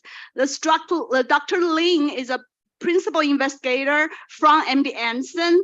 He has a novel NOX inhibitor called R14. This particular compound or drug is for triple negative breast cancer. And what we do is they have this drug, but they don't know how to give to the patients in the future. So we are developing an oral dosage form for this R14. So some of the animal study can be done at this stage because we don't want to give to the patient, to the human at first, right? So we always go through the animal first. Those are mice or rats. So we are conducting those studies in small animals, and we also need to know if the compound will be stable in the blood or in the human body. If they're not stable, there's no meaning to continue developing because it will be gone within minutes, right? So they cannot give the effect what we want it to be. So as we perform this particular project for the MD Anderson investigator, we were able to help him to get a large grant. So in academia, we need to get grant to support our research. And our one grant is considered as one of the funnest, the best type of grant a researcher can receive. So actually we helped him with that. And we also were able to develop oral formulation that can give to a mice or rats at 5 milligrams per ml, which is a reasonable dosage for animal study. And we also develop analytical method to be able to measure the concentration of drug. Otherwise, the concentration of the drug in blood is very little. So normal way you cannot measure. You have to go those very fine instruments to be able to do that. So we have the capacity at TSU. As a matter of fact, our lab are equipped with multi-million dollars equipment, which are the best in the industry. Despite we are a relatively small institute. Oops. So this is the figure is probably too scientific for you, but I just want to point out that's the structure of the compound, and that's what we do. And we go that into this HRMS machine, which I talk about is like $1 million. So then we'll be able to use that dose the oral formulation we developed into the little mice, and we'll be able to just get very tiny little blood from those each mice, like couple microliter from the mice at each time points, and we'll be able to actually get a accurate concentration from the very fine instrument, and of course later develop the pharmacokinetic curve, which show how much the concentration of the drug behave in the animal body, which is the key experiment if the drug need to go to FDA to apply for a new IND, which is a new investigation trial. So that is what we have done, particularly for this particular drug. And we have done many other services across Texas. We have provided over 150 different projects in the past 5 years to the whole Texas users. So we are very proud of that. So next I will ask Dr. Kashmir to talk about her research about breast cancer.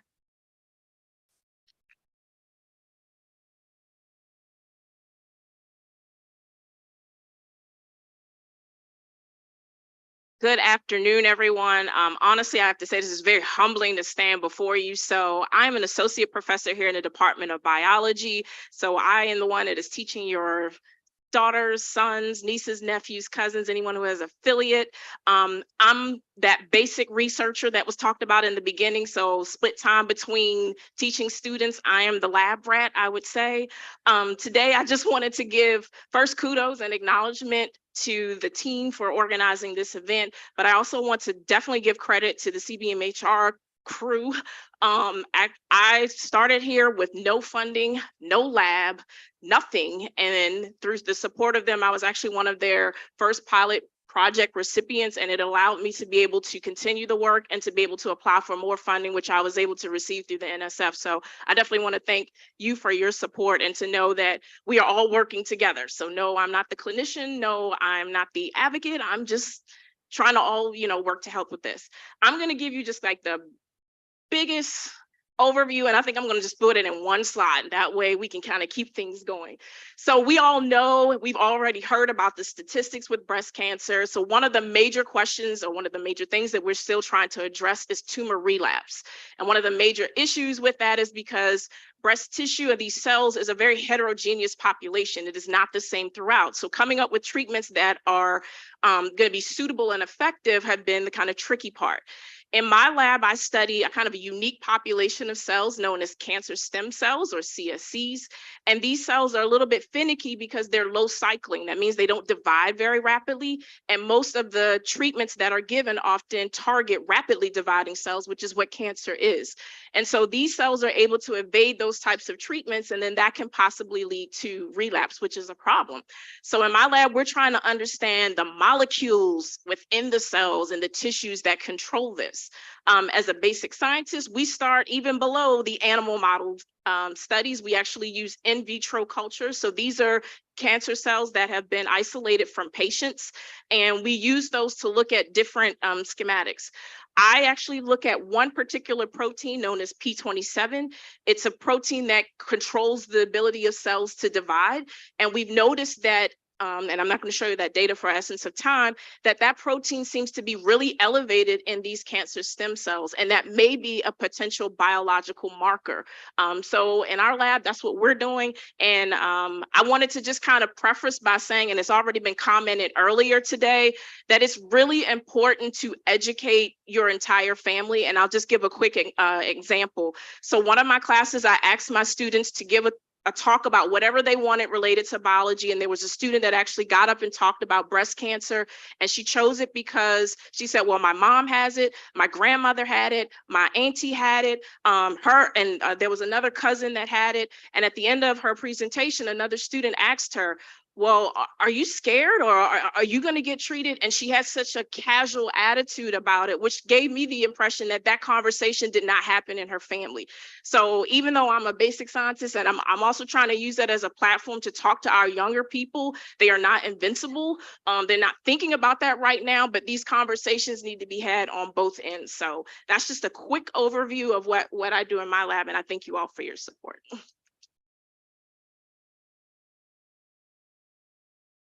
That was the real quick version.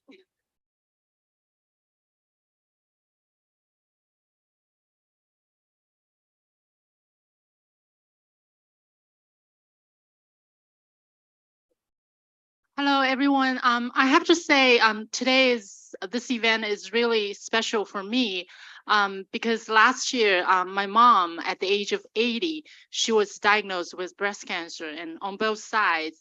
And I remember doctor said that both sides are not related, and she got all mixture of the breast cancer subtypes, the lobular, the ductal adenocarcinoma, and also the carcinoma in situ. So we actually went through a very stressful time, but now she received the surgery, and then she's taking tamoxifen. I believe many of you are probably also taking that, and she's doing well at the age of 81. So by God's grace, I really feel grateful of that. Let me just spend a little bit of time to talk about the research that I'm doing right here at TSU. It's actually a continuation of the project that I did at MD Anderson. So this project is about the genetics mechanism under breast cancer driven by a protein called p53.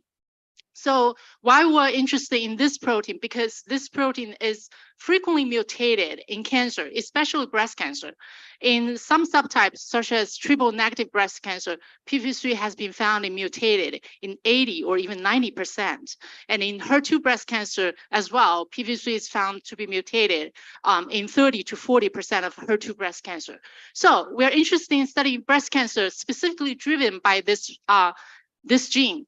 And p53, just if you look at the diagram on the left, you can see that p53 usually they don't express at a very high level. It is only gets activated under certain stress, like DNA damage, oncogene activation, hypoxia, or even like a UV.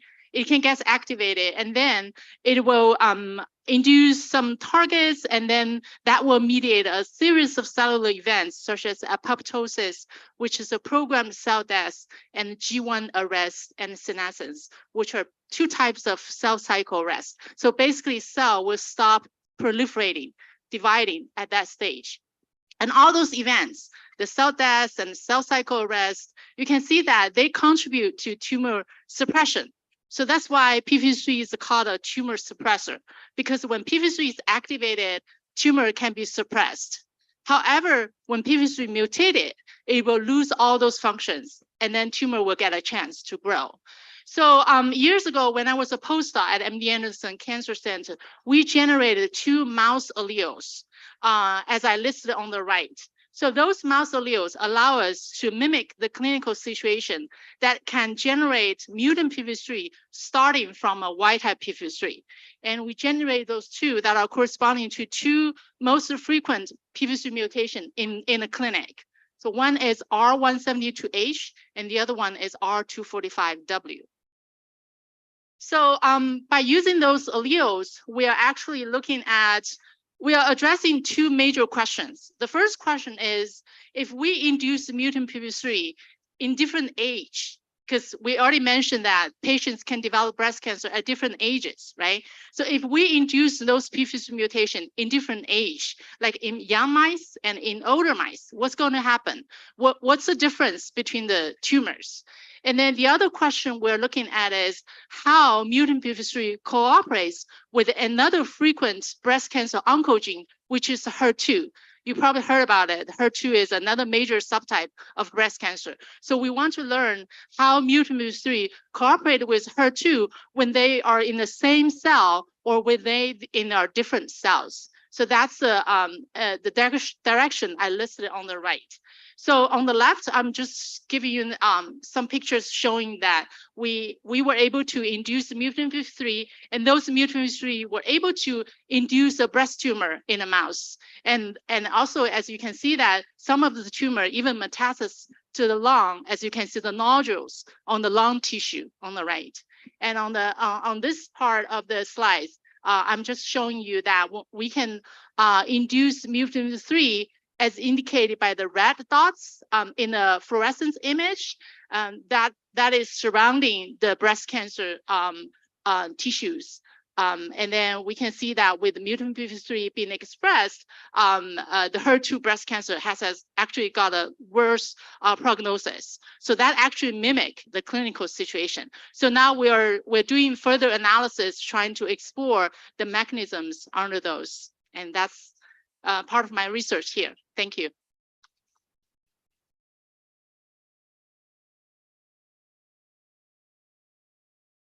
Thank you so much, Dr. Chung. And so next we will have Dr. Lorna McNeil. Dr. McNeil is a professor and chair of Department of Health Disparities Research at UT MD Anderson Cancer Center. And she's going to talk about the goals and overview of Texas Health Equity Alliance for Breast Cancer. Yes, thank you so much. And as others have said, it's just very humbling to be here today, to see all of you, and really to thank Texas Southern University for this invitation. Dr. Ajwale is one of the best people I know, so warm and so caring and so giving. So thank you for this opportunity and for partnering with us. So I'm Lorna McNeil. I'm from MD Anderson Cancer Center, and I'm here to talk to you today briefly about an initiative to really save the lives of Black women. So Black women have been dying of breast cancer since the beginning of time.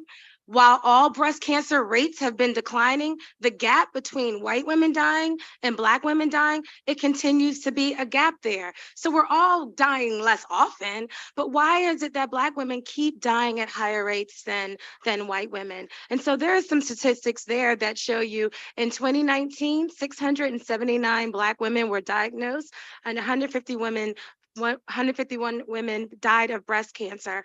And the notion is that, you know, we may not know what necessarily causes that incidence, and all of our basic scientists that are coming up here today are doing that research to figure out what's going on biologically within our bodies that's making that happen. But what we do know we can do something about is mortality, is death. So we must do more, and we can do more.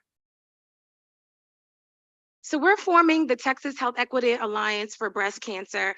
It is going to be an effort in the greater Houston area to partner with all of you here, all of the organizations that you've seen sitting on this panel today, all of the sponsors of this event today, to work together collectively. Historically, we all kind of do our things in our own silo. We do our own thing, we publish our results, we have our community events, but I think the goal is, can we do more? We harness more power when we work together collectively. So this is a call to action for all of you to say, please join us in this effort. We recently received some funding from Bristol Myers Squibb Foundation, which is going to give us money to plan together, to work together, to build a roadmap together. So the first goal is to create aligned and shared vision, working with all of you in your community-based organizations. As others have said here today, tell us what you need, tell us what's happening in your communities. Let's see if we can collectively work together to do something.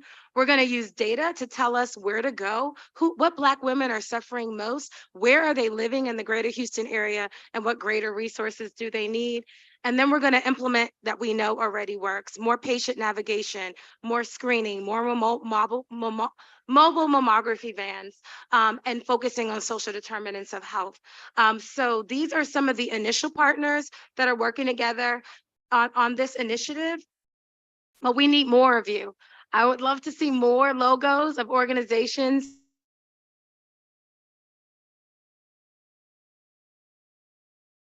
and joining that fight. I think here is an email address where you can reach us. The MD Anderson table is also at the back. Sign us and let us know that you want to work. We have funding available for your organizations to help fund the work that you're already doing and to be able to reach more Black women. Thank you.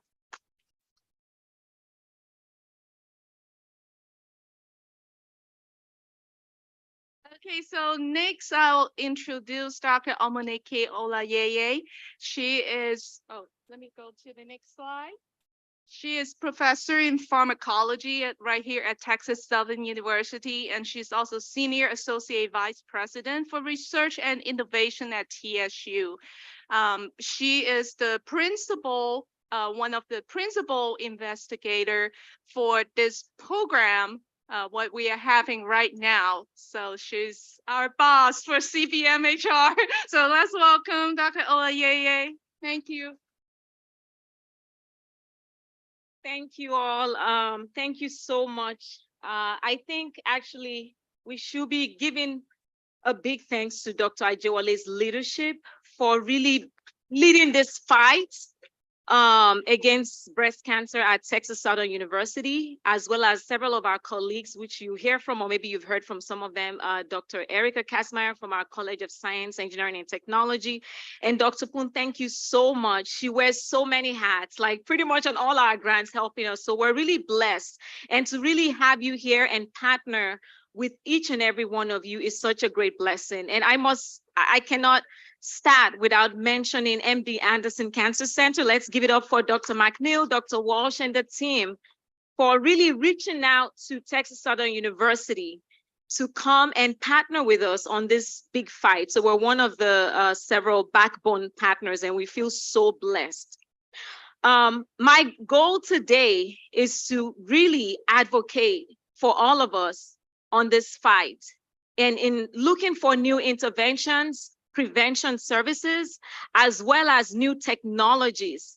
A lot of us are here today as I like to say overcomers. We're overcomers of breast cancer because a lot of people worked so hard to look for the interventions we're enjoying today. So let's give it up for those people working on all those interventions day and night.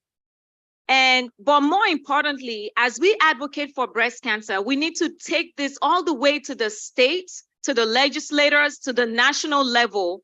We really succeeded as a state with a separate fund, but we still do see this maternal mortality, especially impacting our African American women. So today is really historic at Texas Southern University, and we joined together with all our partners, MD Anderson Cancer Center, as well as Houston Methodist, and there's many partners, industry partners, Genentech, and you survivors that are all here today and overcomers to really push the word out, to disseminate educational materials. You will be amazed a lot that people do not know. We're so blessed with the work Dr. Ajewale has done with really moving the needle when it comes to mammogram services.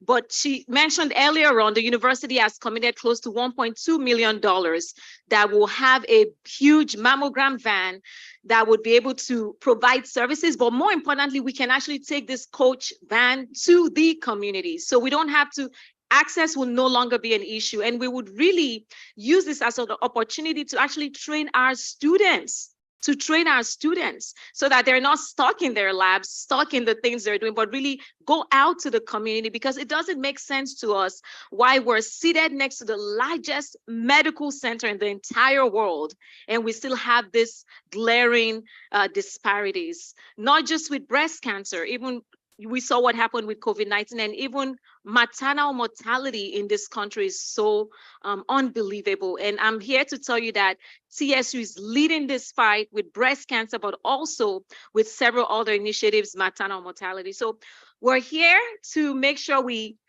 are facilitators to make sure that you're able to provide services for educational events. We are a backbone partner to the largest cancer center in the world, MD Anderson. So we would like to continue to encourage you to donate. It takes funding.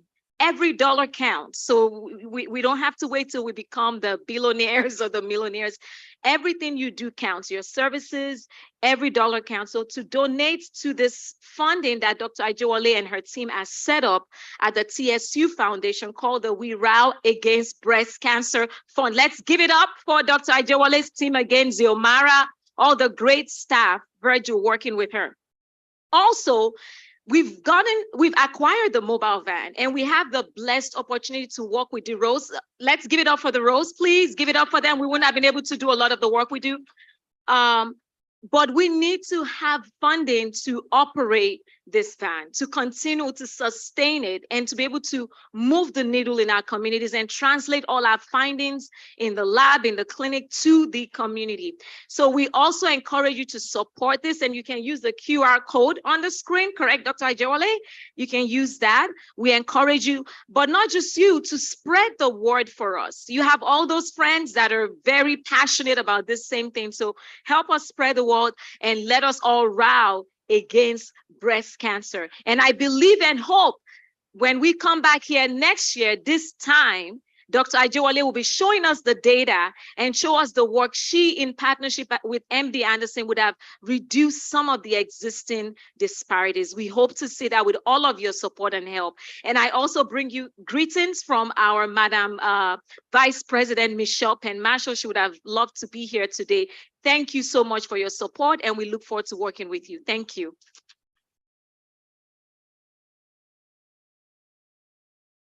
Thank you again, Dr. Olale. We are very grateful for your support and for your leadership. And thank you, Dr. McNeil. We are very grateful. I will want to make a call out to the TSU debate team. Is TSU debate team here? I think I saw a few of them earlier. Yeah. Okay, all right. We will keep moving along with the program for today.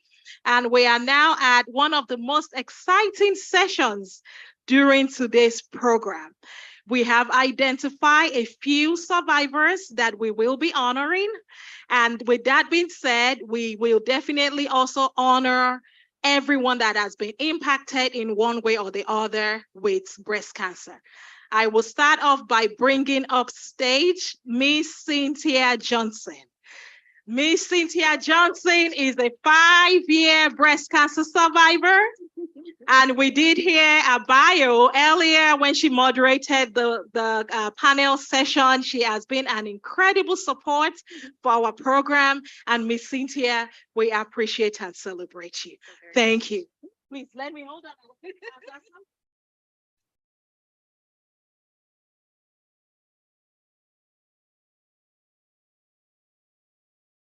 All right. Dr. Lale and Ms. McNeil, or Dr. McNeil, please come join me as we present her with our award. Aww.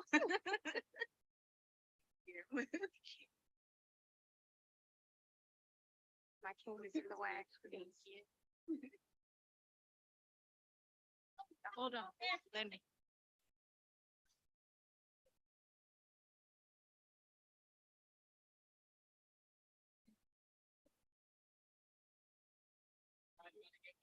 Thank you. Thank you. Thank you so much. Next one over there. Okay.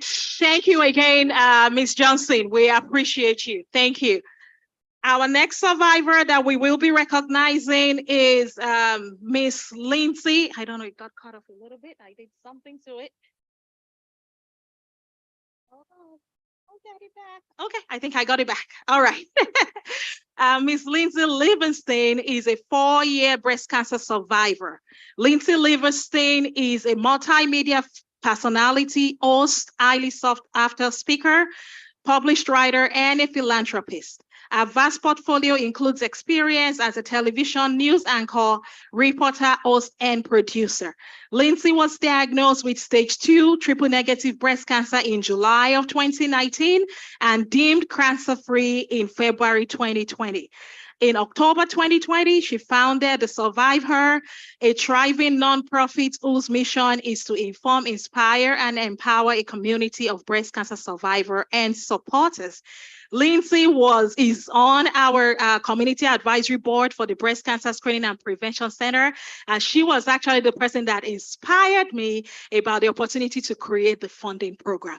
She has to be out of state during today's program. She travels everywhere spreading the word about breast cancer. But Lindsay, to let you know, we appreciate and celebrate your breast cancer survivorship. Thank you, Lindsay, for your love and support.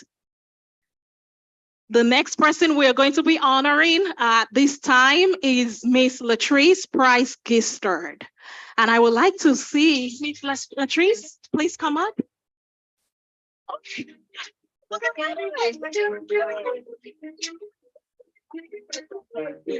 Yes, Latrice Price Gistard is an independent broker owner of HCI Mortgage LLC. She is a wife. She's a mother of three, a mother-in-law, and a grandmother.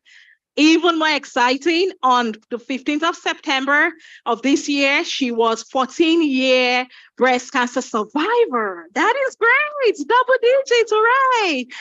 After being misdiagnosed for roughly 6 months, she was diagnosed with ductal carcinoma of the breast cancer in her right breast and then a sarcomoid breast cancer in her lymph node. That is double, 2 separate types of cancers, all at once. Considering the rare occurrence of the 2 types of breast cancer at once, she was given a very aggressive treatment plan of about 7 months of chemotherapy and 6 weeks of radiation therapy. Latrice also opted for a bilateral mastectomy and reconstruction surgery. At the time of diagnosis, Latrice was only 36. She was a single mother of 2. Although she was not afraid to die, she asked God to save her for the sake of her children. And that faithful God did just that. And Latrice is here with us this afternoon. Congratulations, Latrice.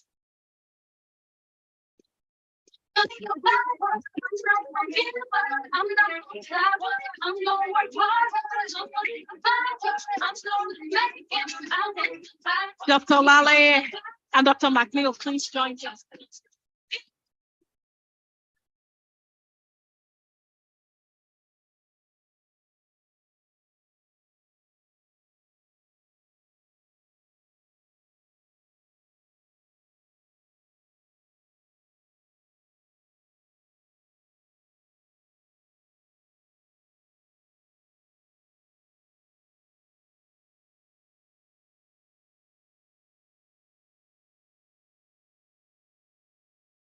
Okay, and I'm just going to call the attention of Tommy the Tiger.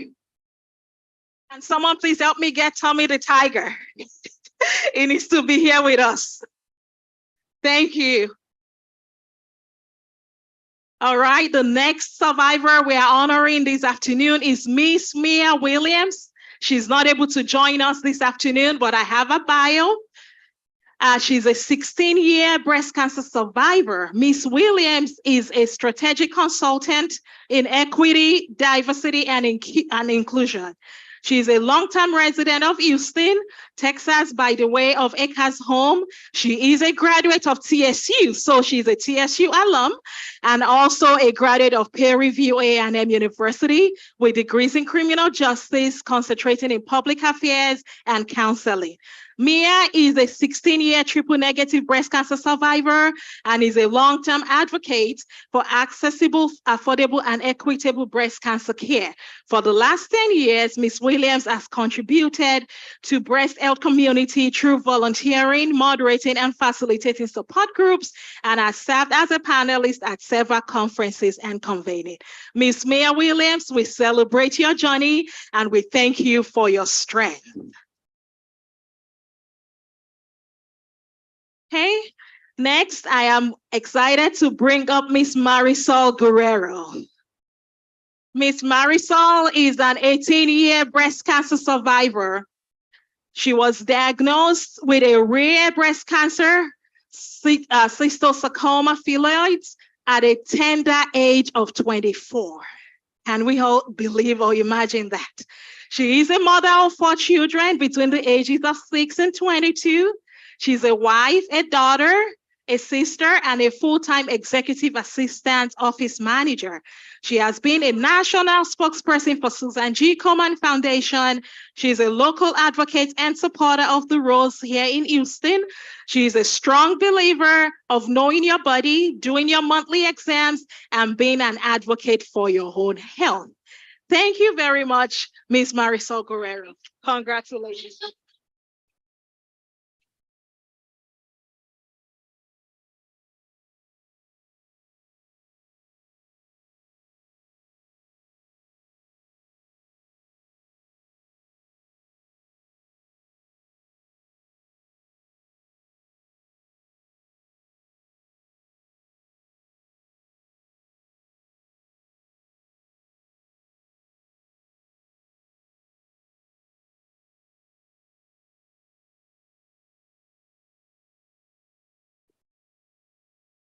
All right, the last but not the least survivor that we will be honoring this afternoon is an 8-year breast cancer survivor, Miss Bernice Joseph.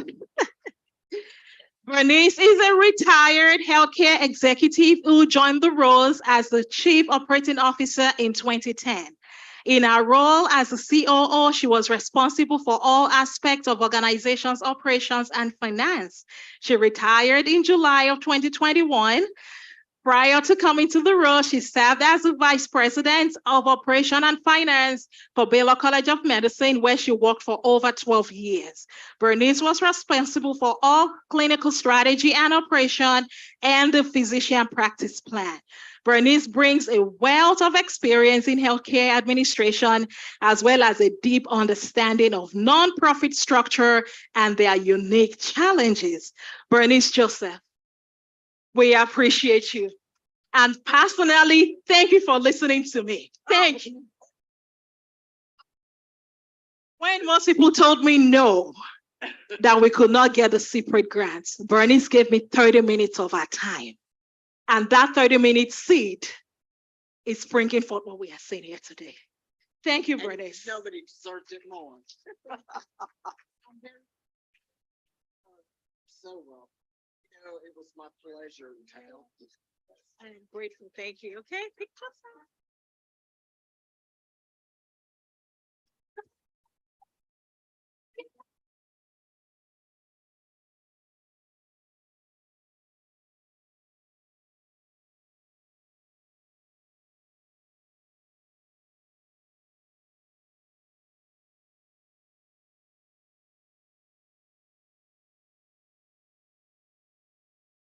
I would like to call up all the survivors that were honored for a group picture, please. And we have the privilege of having Tommy the Tiger here with us. Tommy, please come join us. Come over. Come on in. I know.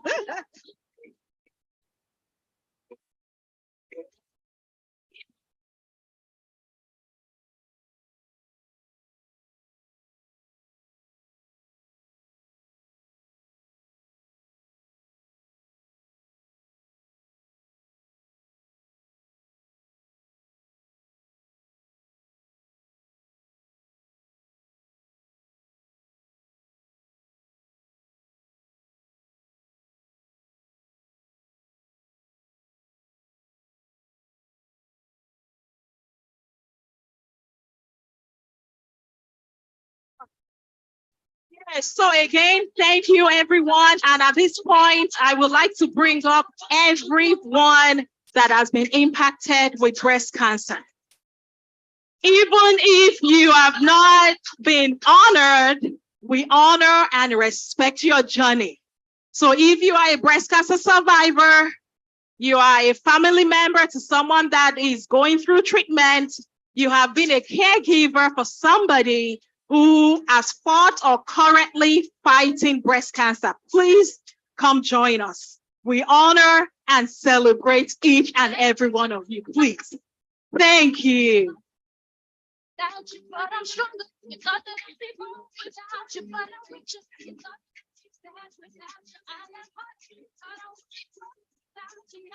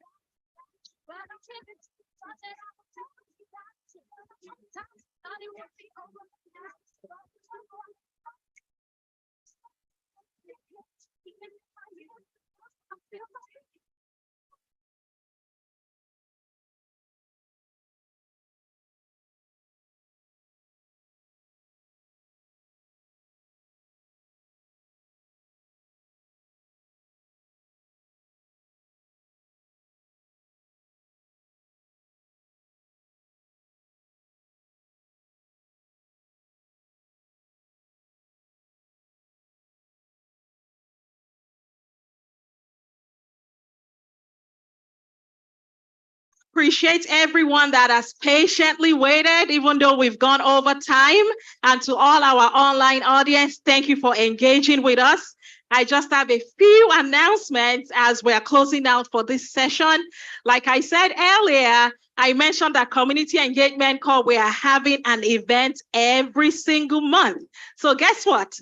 November is Diabetes Awareness Month, and we will be partnering with the Diabetes Awareness Network under the Houston Health Department to host an event on Saturday, November the 4th. And we have labeled that Creating Pathways to Healthy Living Through Cooking, Drinking, and Eating. So please feel free to join us. If you have your folder, the flyer for this event is in that folder. In December, we will be focusing on childhood cancer, and we have again titled that Childhood Cancer, What the Community Needs to Know.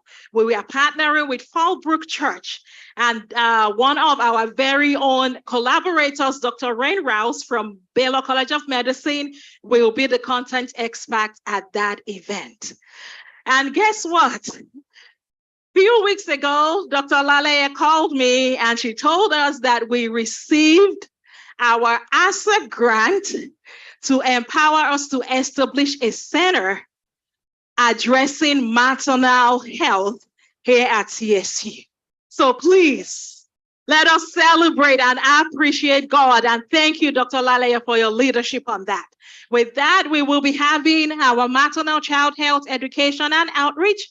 This is going to be in January 27th. It's a Saturday. So please save the dates and come join us as we engage in addressing maternal health inequity in our community. Several people spoke earlier about clinical trials. I mean, the lady that spoke earlier around that area, I hope we were able to get our contact regarding participating in clinical trials. TSU is positioned to help empower the community regarding clinical trial participation. So save the date, April 20th, 2024, by the grace of God, we will be having our 4th Clinical Research and Engagement Conference. So please join us and be a part of the conversation. Again, this is a slide about all the announcements. Complete the survey, give us your wonderful feedback.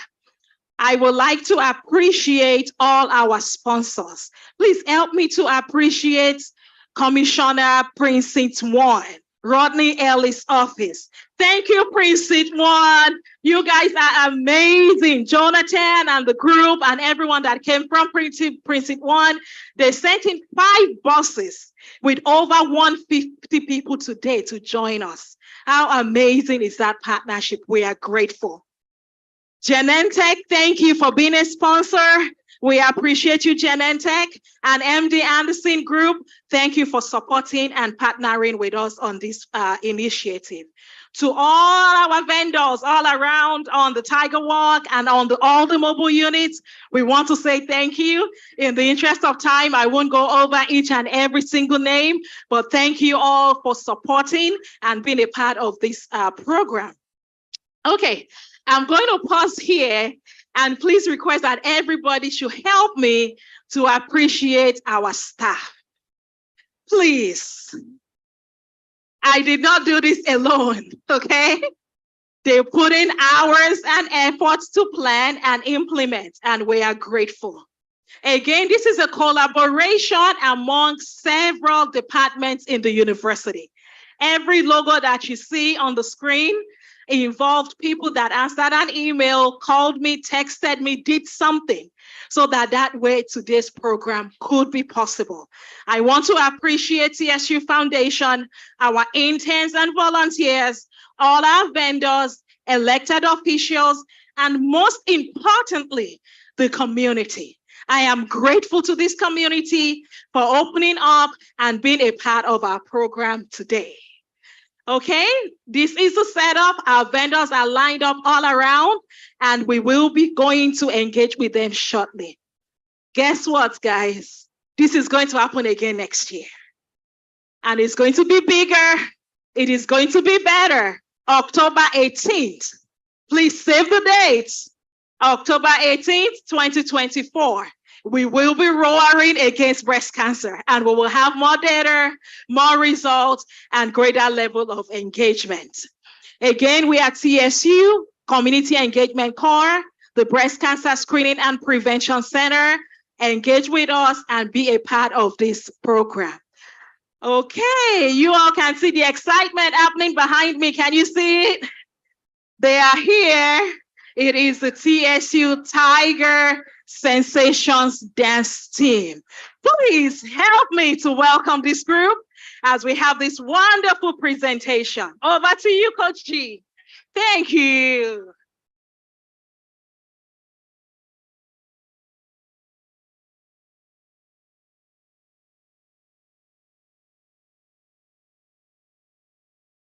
On stage, rocking out stir crazy, Coco Flora 1980s. Come, let's still I drop lazy. None of that maybe. Energy. Energy. Hey, Evie. Energy. DJ say big energy. Energy. Energy. Energy. Energy. Energy.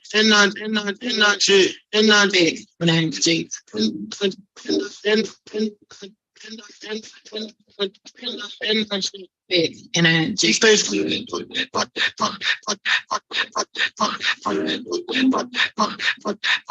You know, still crazy, crazy, crazy, crazy, crazy. Know that I'm gonna be answer. Energy. Energy. Energy. Energy. Energy. Energy. Energy. Oh, it ain't so rock, and I know that we do it one day. You know that I'm gonna be there, struggling the camera go. Keep on waiting like that. That's the way them boys sound when I walk through the black. Big energy. Energy. Energy. Energy. Energy. Energy. Energy. Energy. Big energy. Big energy. Big energy. Big energy. Stay fucking up, energy, fucking up, energy, fucking up, energy, fucking up, stir crazy, energy, energy, energy, energy, energy, energy. Know that I'm gonna be energy, big energy. Energy. Big energy. Energy. Big energy. Energy. Energy. Energy. Energy. Energy. Big energy. Energy. Energy. Energy. Energy. Energy. Big energy. Wow, wasn't that energetic? It was beautiful. Thank you very much. At this point, we can transition to the music survivor. And if you want to join them, let's, just enjoy the rest of the afternoon. And please engage with our vendors and let us enjoy the rest of the day. Thank you again, everyone, for joining us. And we'll see you around. Thank you.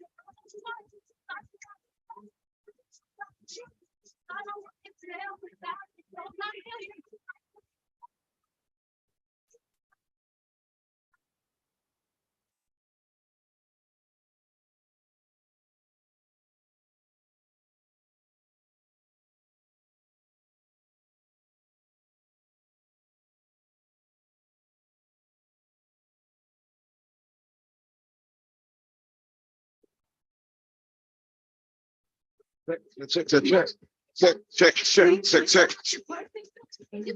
Make sure you check out all the vendors. Make sure you check out all of the vendors. We appreciate them so much for being a part of this big event. So make sure you check out all of the vendors. Make sure you check out all of the vendors to get all the information that you need. Check out all of the vendors to get all the information that you need.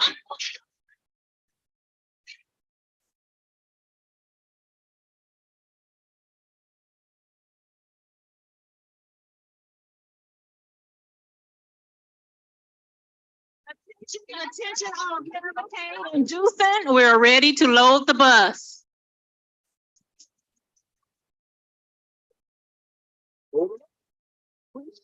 Pray that you are blessed. My success, no sense, and lots of happiness. I'm not gonna blast you on the radio. I'm not gonna lie, and you found I'm not gonna hail you in the magazine. I'm not gonna compromise my Christianity. You know, I'm not gonna see you on the internet. So your mama tell me about it.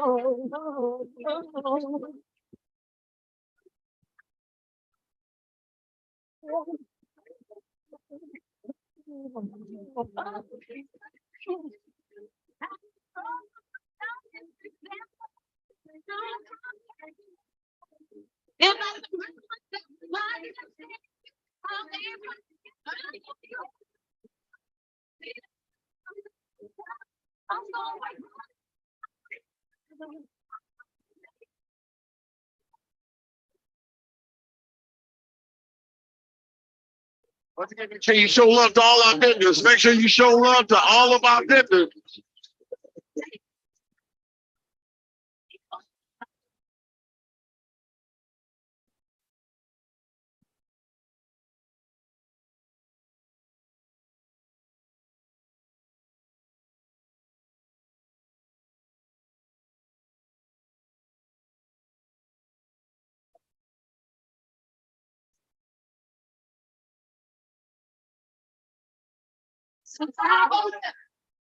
I feel like falling in love.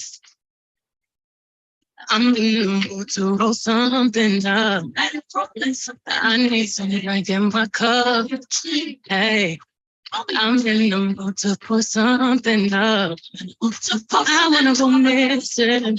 I need a prescription. I wanna go higher. Like it on top of you. Esther House, let's meet up right here so we can go. Have you ever had fun like this? That's the house. Time to go. Run up to me. black lights. It's just fine. It's just fine. We pull it to the when we pull up tonight. Roll it up tonight. We getting pulled up tonight. Should you see us? Should you see us? Should you elevate? Should you need us? Feel like falling in love.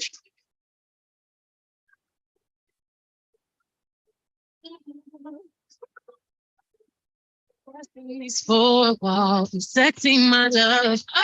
Don't miss this roll call. Did you hear a word? Show up, show up, show up, show up. Go up, go up, go up. You Mr. Nasty, I clean it up. Go where nobody's been. Go where nobody's been. Have you ever had fun like this? How you never sweet and just I wanna go higher. Gonna sit on top of you. We can all run up to Once again, make sure you stop by all our Panthers, show all our Panthers so much love, and we appreciate them for being out here today for this big event, y'all. Should you see us? Should you elevate? Should you need us? Feel like falling in love.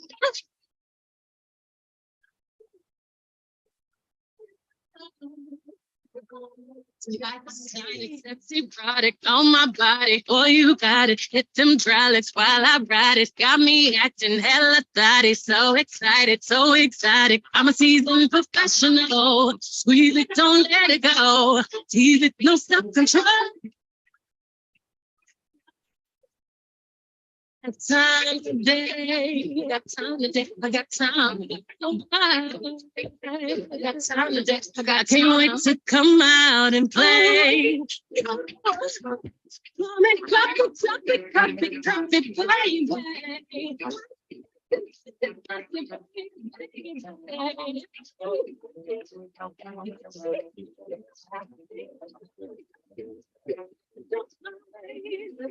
So love the Coach Gene and the sensation. Yeah.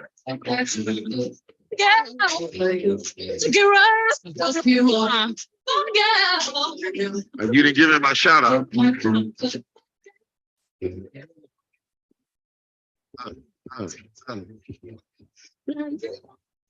Special shout out to the incredible light and sound team. They just sound real good. Have us all on video looking real nice today.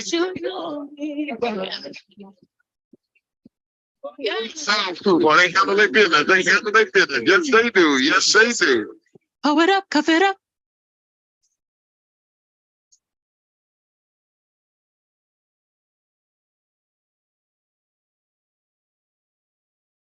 Yeah. I see you, Miss Gretchen.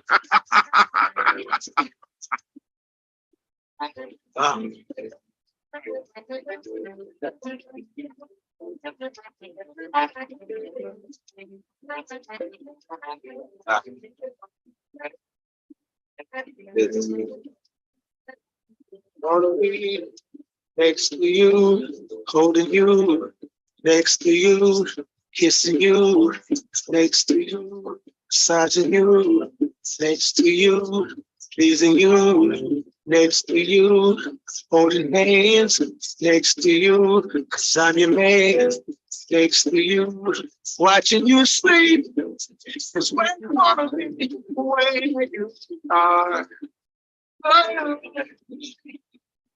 Wanna be where you are. Wanna be where you are. Wanna be where you are.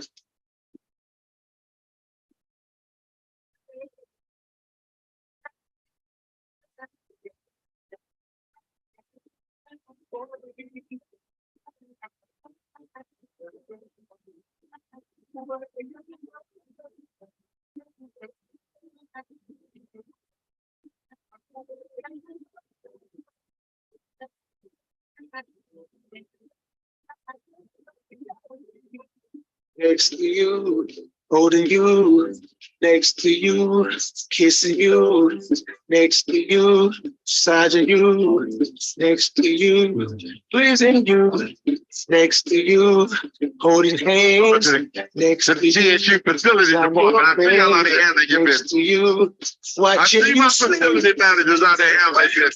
Please, Yes. where you are. Oh, wanna be where you are. Wanna be where you are. Oh, wanna be where you are.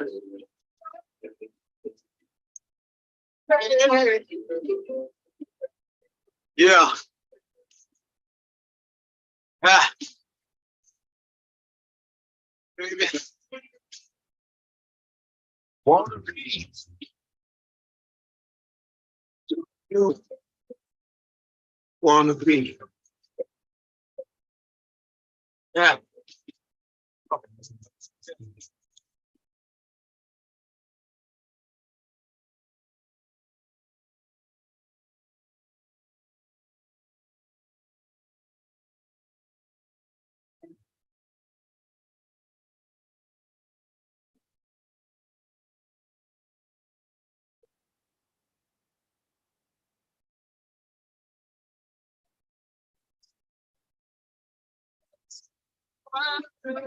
So much, baby, that's just why I can't get good enough. Baby, that's just why I love you so much.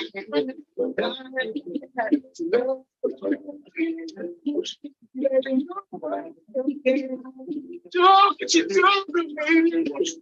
Take me, follow me. Oh, baby.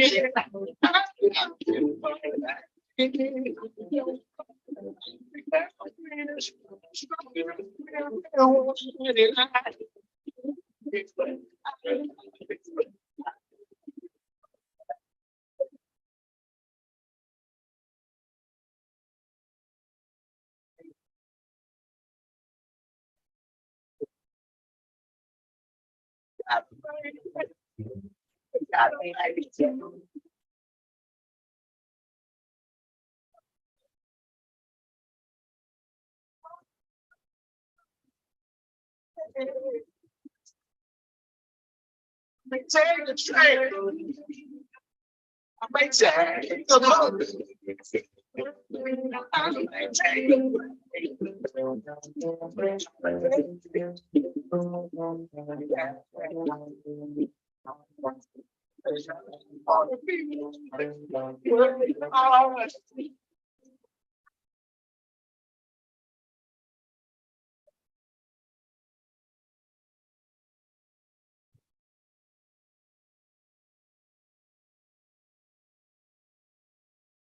And you usually don't hear me talk like this.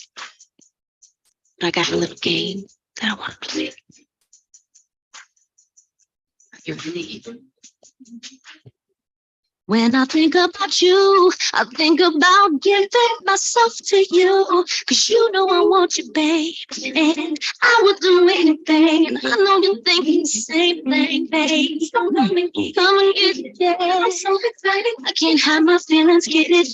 I won't stop till we start over and finish. Tonight it's all about my baby. I'm waiting for you, get me high. I can't stop you, feel me right. It's good, bit of flow. I just want more. I can't get enough of you. What I got this flow. It's all of yours. I just want more. I can't get enough of you. Just no, bit of flow. I want more. I can't get enough of you. What I got this flow.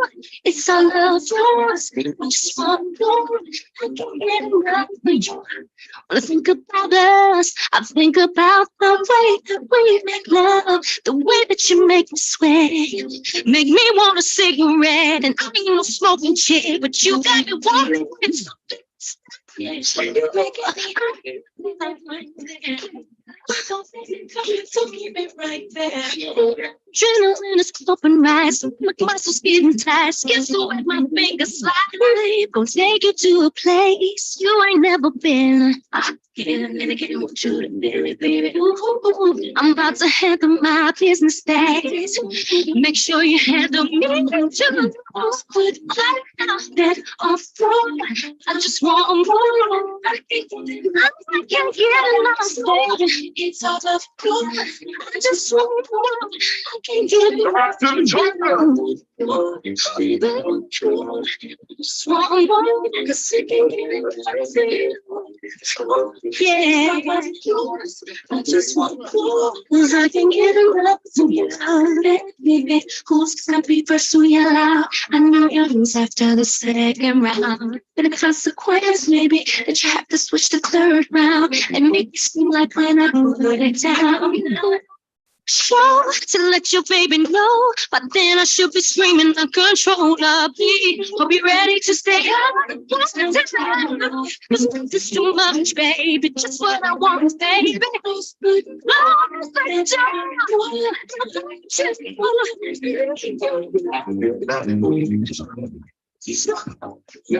It's all you.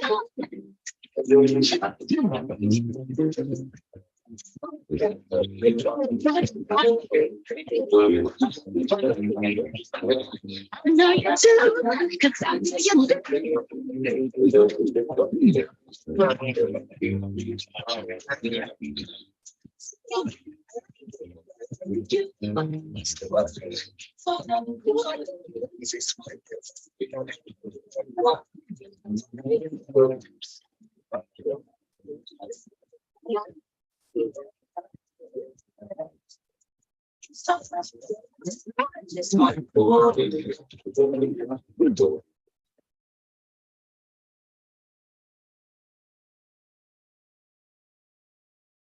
Miss Gretchen, Gretchen, you gonna do a solo?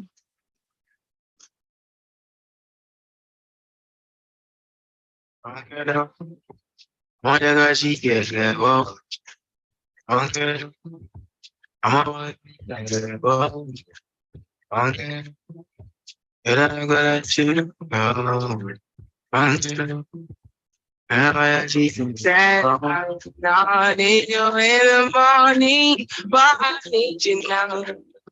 Come on, G, come on. I find I get my reading. I know what you like. Come on, G. For me, tell me the essence. I'm trying to change you. There he go over there. Look at that. But I need some lessons. I need to get better. Got to live my thoughts. I gotta want. Turn me out of my mind. You don't need other body. You don't need other body. Body. When you feel body. Say not me the mess of my mind, and I made it make you free of my mind. Say your body talk to me nice. Say not my love you didn't need for your life. Yeah, I love to be like. Say every day together, yeah, day and night.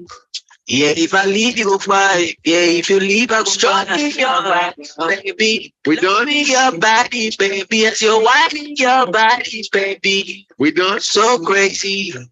Loving your body, baby. Got me what needs to me. I just wanna let you know. Oh, baby, there I did.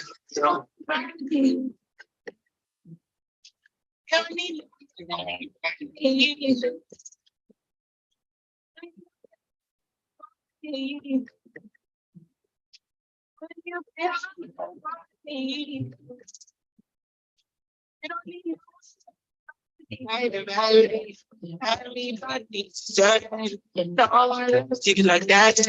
No one wants you the same way. Out to the morning, my one to done from your love. I just wanna get you beside me.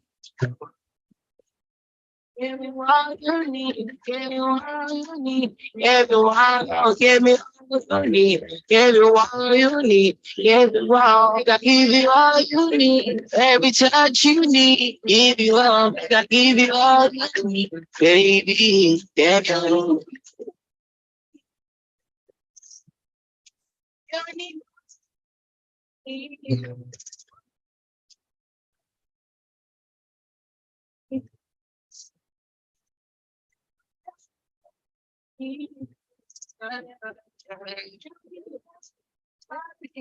What you said, yeah, I want you to promise to be your lover. God, we said I want the name. Say this love, I know regret. Yeah, yeah.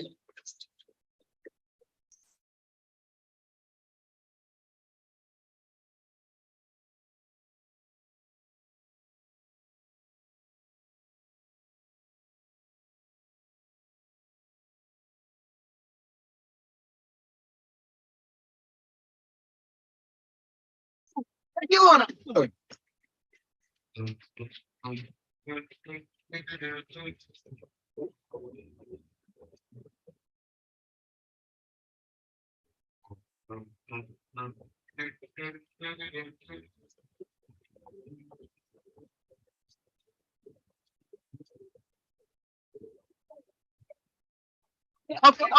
Okay. Now, have you ever been with a place? I'll take you downtown where they treat you like the maid. Take you to the crib where you take it upstairs. What upstairs? I'm gonna show you later.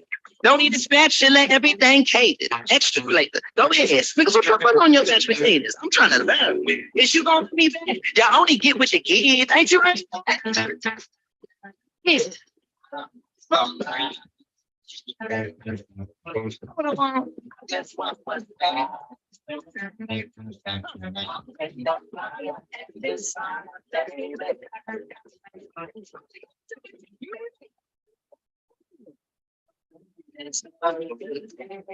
With somebody else.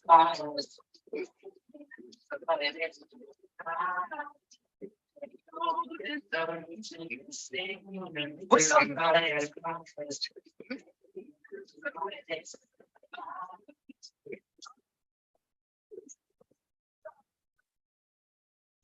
And our supersonic smooth like a mat, float like a butterfly on every single track. And the only language that the girl is back. So once I give this game to you, I can take it back. I'm an entry from a 1977 Monte Carlo. Hard act to follow. It's showtime, trying to boo you up like it's the Apollo. You're always vicious. Let's get down to business. You and me together. Woo, that's something different. Come on. Yeah. That's what was that.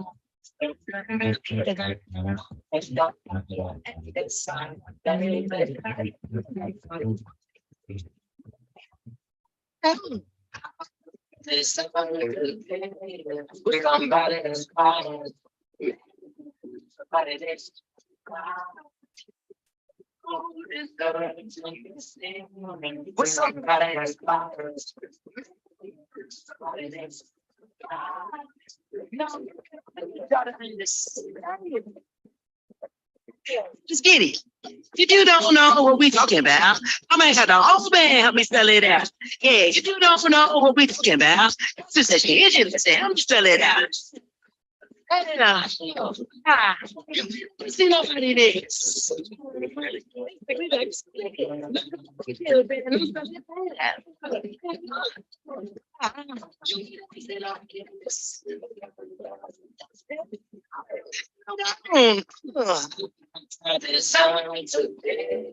Somebody is tired. Somebody is so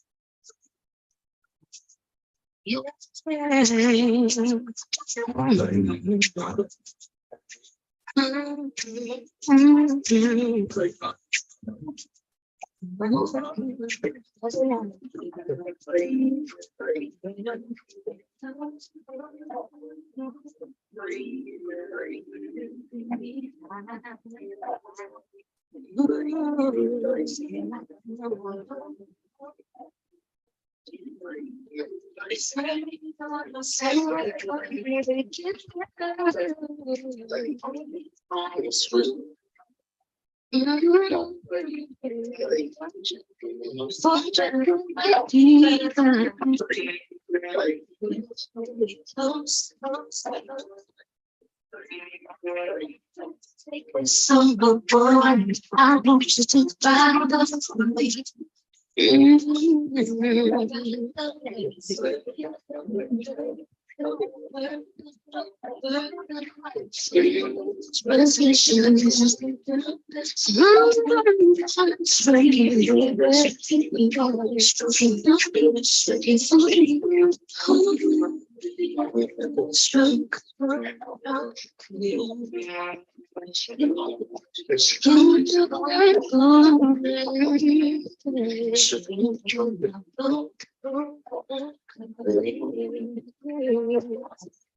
no, that's what you do.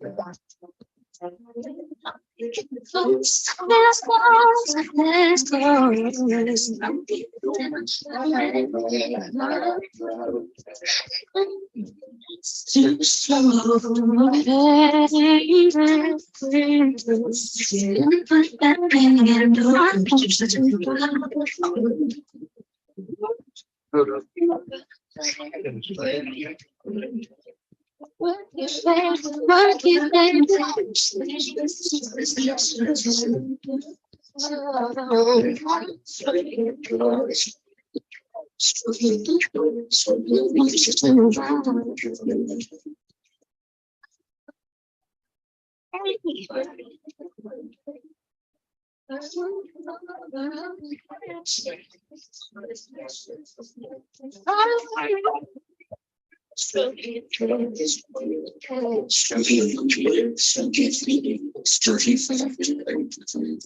Stroke it, baby, stroke it, baby. Work it, baby, work it, baby.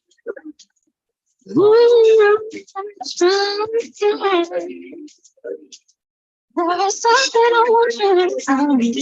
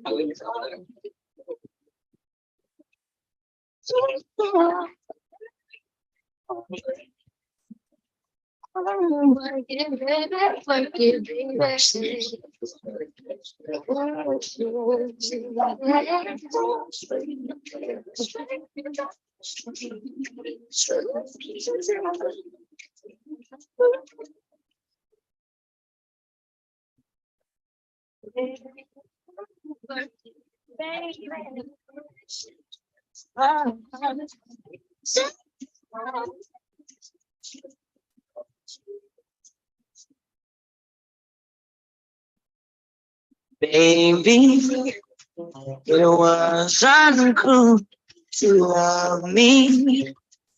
Leave a mistake in that without a goodbye. Maybe I am the fool you call me. 'Cause I'll be standing waiting to hear you say to me, I'm ready to love you.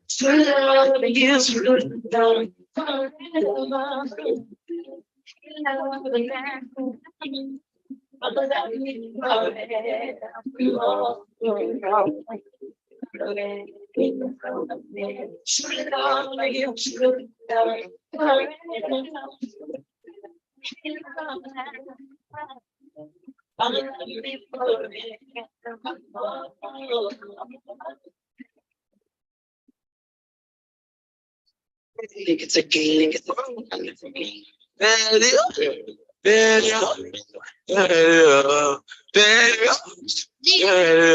I'm back, walking, $30,000 in my pocket, I'm getting go like, whoa. $50,000 on you want me, gotta scream it like, ooh, ooh, ooh, ooh, cause I got a check, niggas ain't on the flip, I ain't got a flick, but I got it, ooh, ooh, ooh, ooh, get out to me, she gon' wanna say, everything in the state, now she screaming like, ooh, ooh, ooh, ooh, she made $1 million off, she tell you, and I'm like, ooh. They tried to try me with a case, but you know I had to skate it. I was singing like, ooh. I swear it, boy, I know my role in the play. I do. If you heard it, I'm talking, then I said it. I did. At the top of the law, getting good, I stay. I'm a bad boy, but I don't want to be close like me. In the club, in the pocket. And now she want a free drink to get up off it. I'm gonna get it poppin'. Her hair short like Jenny Rock. At the point, when we flying. When I landed, boy, I walked in, 30,000 in my pocket, I'm getting good. Whoa. $50,000 on you. Woman gotta scream it like, ooh, ooh, ooh, ooh. Cause I got a check, niggas ain't on the flip. I ain't got a flip, but I got it. Ooh, ooh, ooh, ooh. Get out to me, she gon' wanna say everything in the state. And I just screaming like, ooh, ooh, ooh. How much you made? $100,000 just in 2 days. Yeah, wait.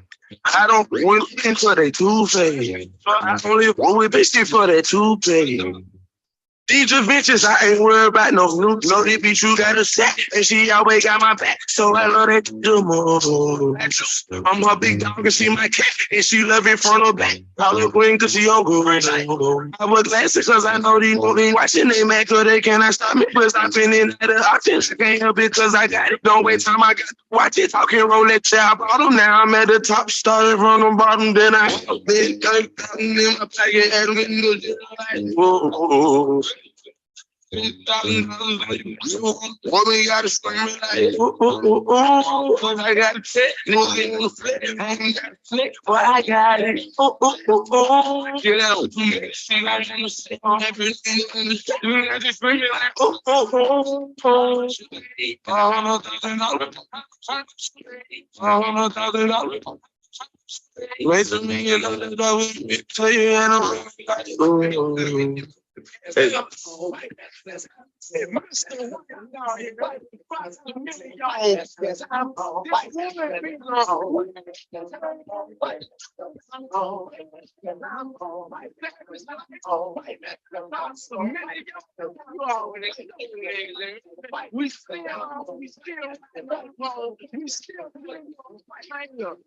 I put up at the club, VIP, gas tank, all people all drinks on these white men. Fresh kicks, fresh white clothes, deep fresh NFL, head fresh clothes with the creep white men out.